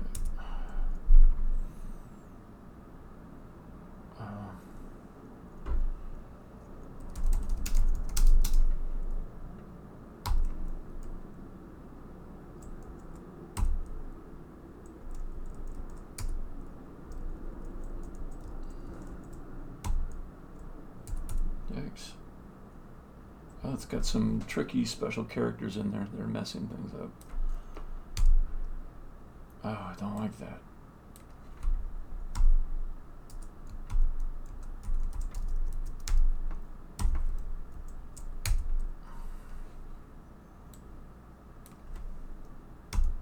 I hate that. I hate that. Okay, let's try it this way. TBS. Oh, you always back up by one. I distrust everything about this line now.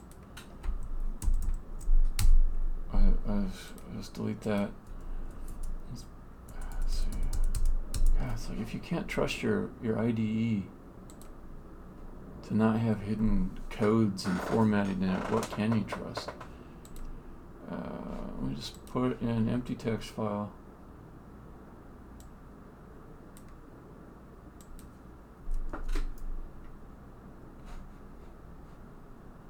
Interesting. It's got this little thing at the beginning.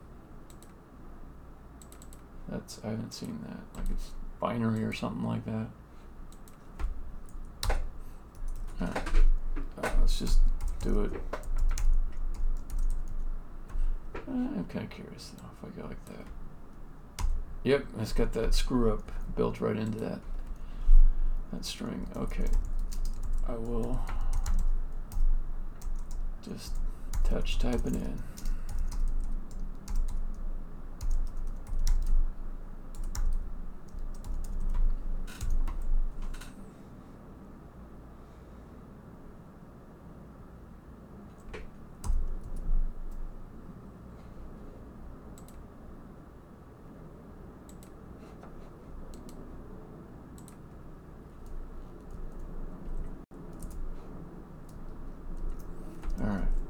I was so paranoid about it kind of corrupting that other file that I just pasted it off over here.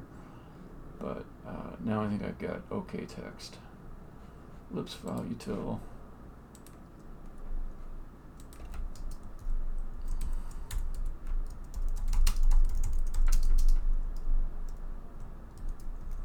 Okay, that should be fine. Okay,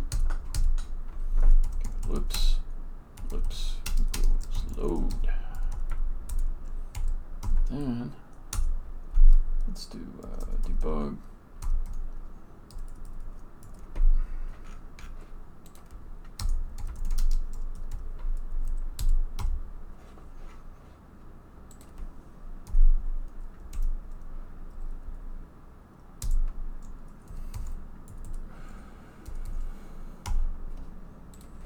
Okay, let's save everything except for that.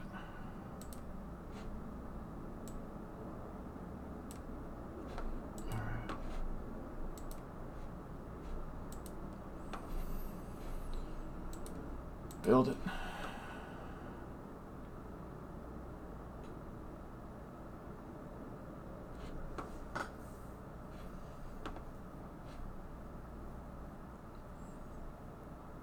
Yeah, that shit usually goes away. So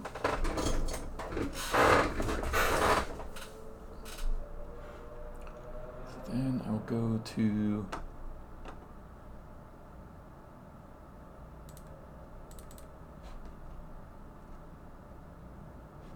this handle developer commands. That might be a good place to put it because I can say I can have it run through multiple times without restarting the playable. Let's call this X. Let's see, what is it? It's Lipz file. What? Come on. You're in the right namespace.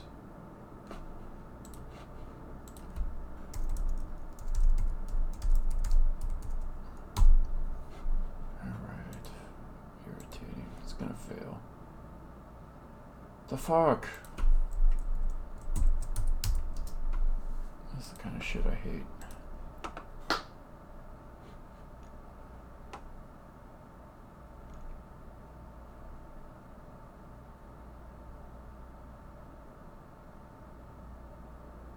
So Lipz file util you won't import.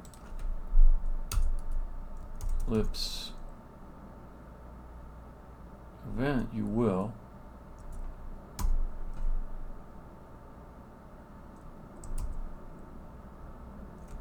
What about just Lipz? Yep, you got Lipz. It's just the file util. So let me check my.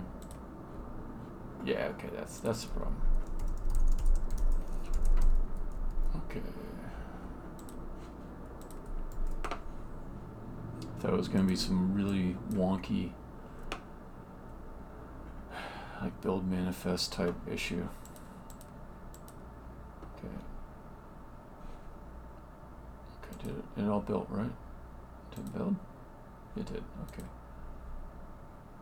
Okay, let's go back to here. Set a breakpoint. Start debugging.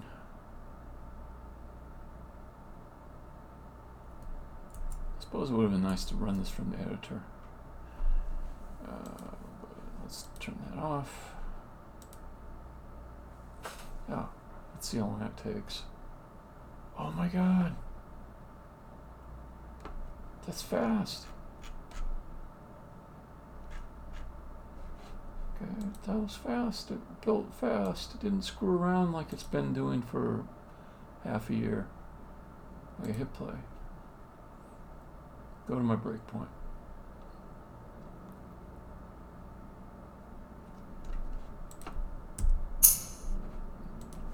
I started debugging. I did.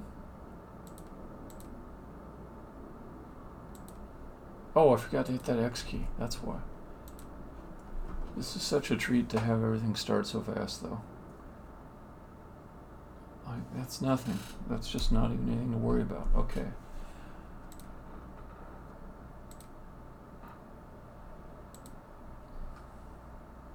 Let's see if I got the file name right. Yep, okay. Split into lines. Should be hundreds. Or 64? That's probably right. Yep, there's all my lines split out. Get my frame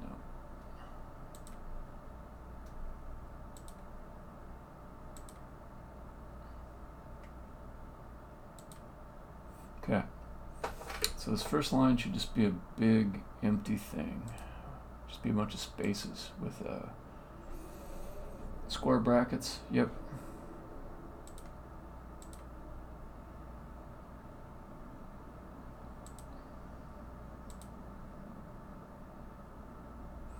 Okay, it's going to attempt to parse the next phoneme. And what I'm expecting is it won't find any.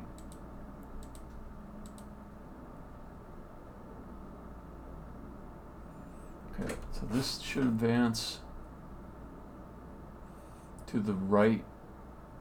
No, it should advance to the end of the line.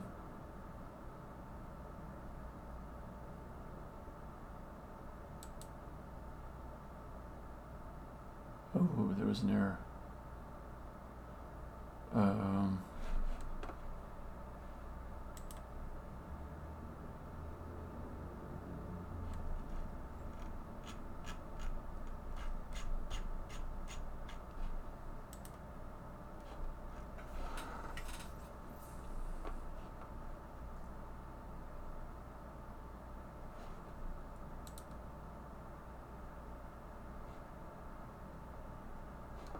So let me think, where was I right before there? I was here. So I'm just gonna play. Okay, start that whole thing again.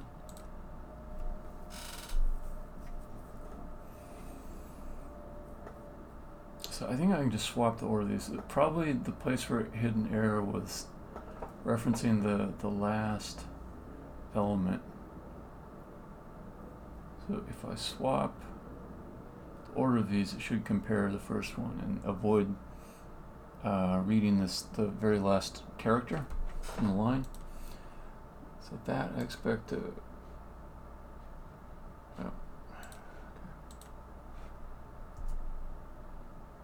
Yep, index side bounce. Consistent with what I was expecting, so let's just swap the order.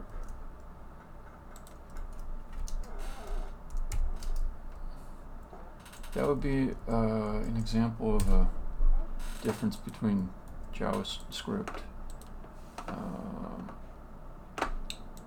because it has like a substring function that returns, I think, null if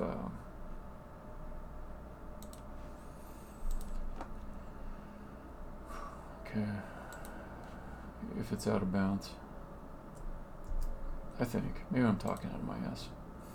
But the old code dealt with that benignly.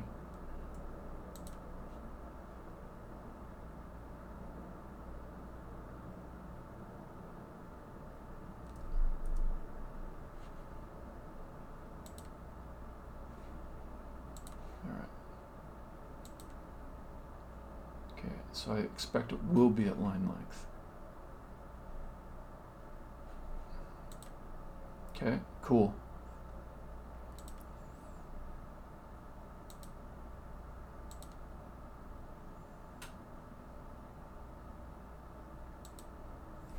Phoneme null.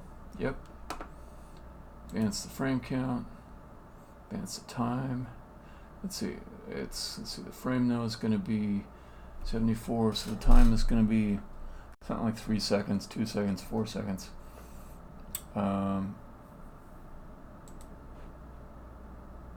Yep.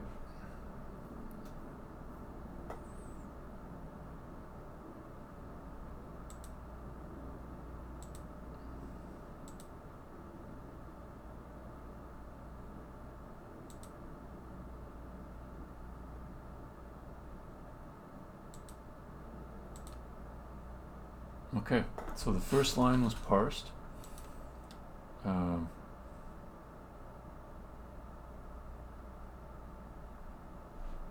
Events, I should have 0 events, but the frame node should be set to 75, I think.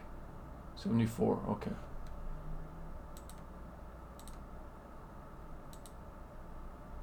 And the other lines are going to be similar. They'll just set the frame number up a little bit further. Yep. There's a bunch of empty lines at the beginning that I put there.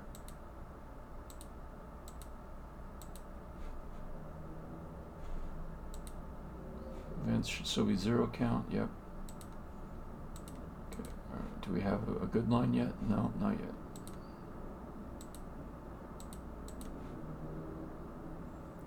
Okay, that's the text line, no phonemes in it. This should be phoneme. Yep. Okay, cool. Now we get to some more advanced parsing.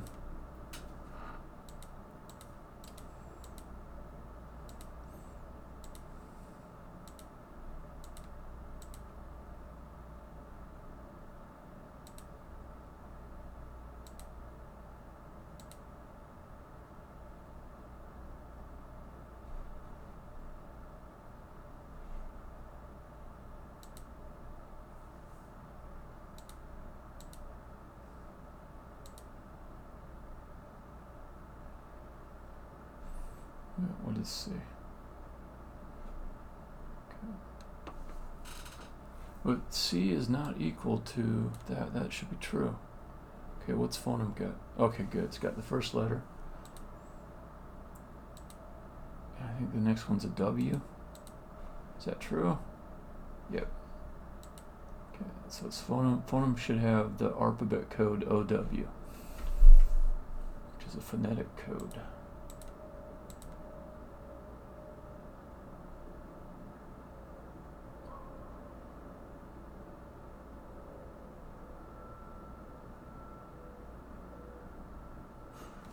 Huh.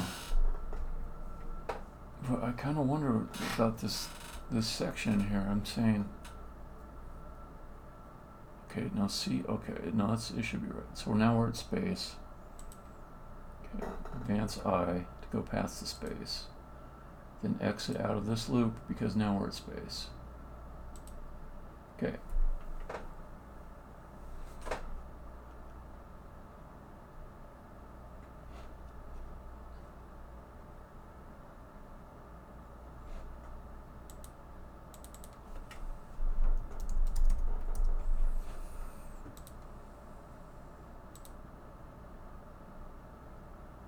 Okay, that's good. How many frames would I advance? I think just one.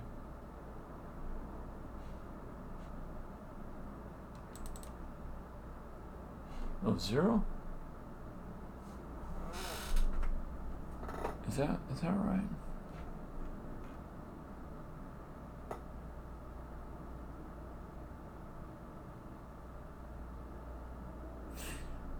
Oh, it didn't advance any frames because the first frame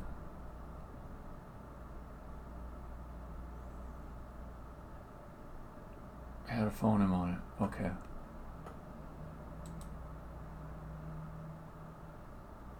Frame no it's going to be like 300 or something like that. Okay, cool. Okay, now let's see if my dictionary worked. This should be populated. It is. 48. That's about right. It's alphabet code OW. Should map to Viseme O. Let us see.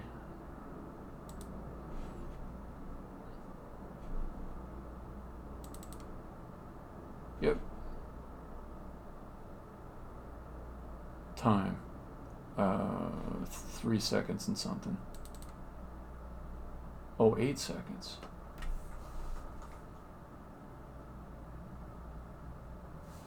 Let me just go back and... Yeah, okay, I think it's right.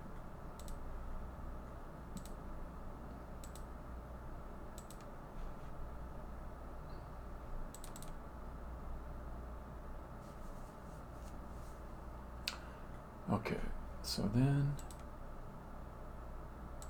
let's get the next phoneme. So we're going to find leading spaces. And let's see, we're starting from I. I is going to be 2. ID is terrible. This is like the worst ID. You'd think like you could hover over a variable and get what it is. Nope. I equals 2 in line. I don't know, it'd be like 6, 7, 8, something like that. So what's I now? Let's see, stupid ass ID 6, okay, cool.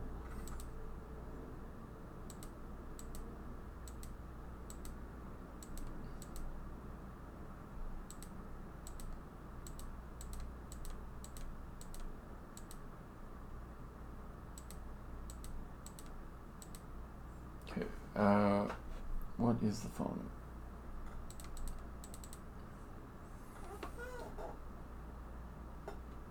L. Cool.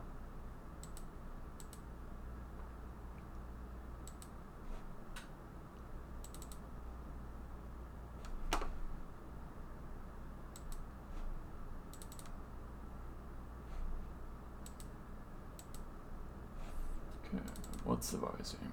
L. Okay. Cool. I think I've seen most of the logic here, maybe all of it. So I'm going to do that leap of faith and step out. Oh, thrilling moment.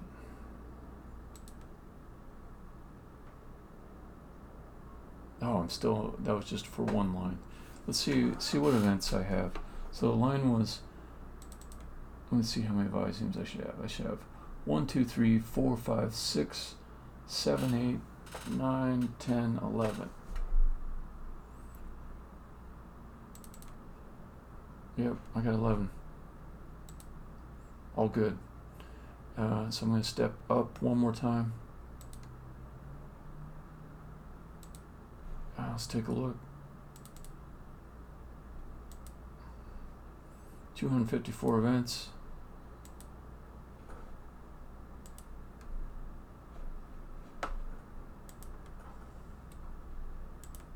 They are looking well populated to me. Quite well populated. Okay. That is a parse.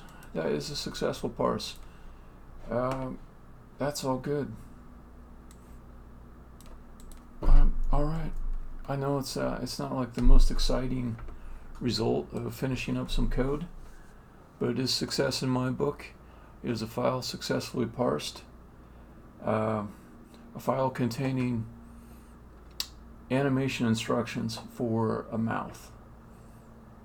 And it supports this other tool that I wrote a while back, which can be used to create facial animation pretty quickly. And that's good. I'm going to stop the stream right here.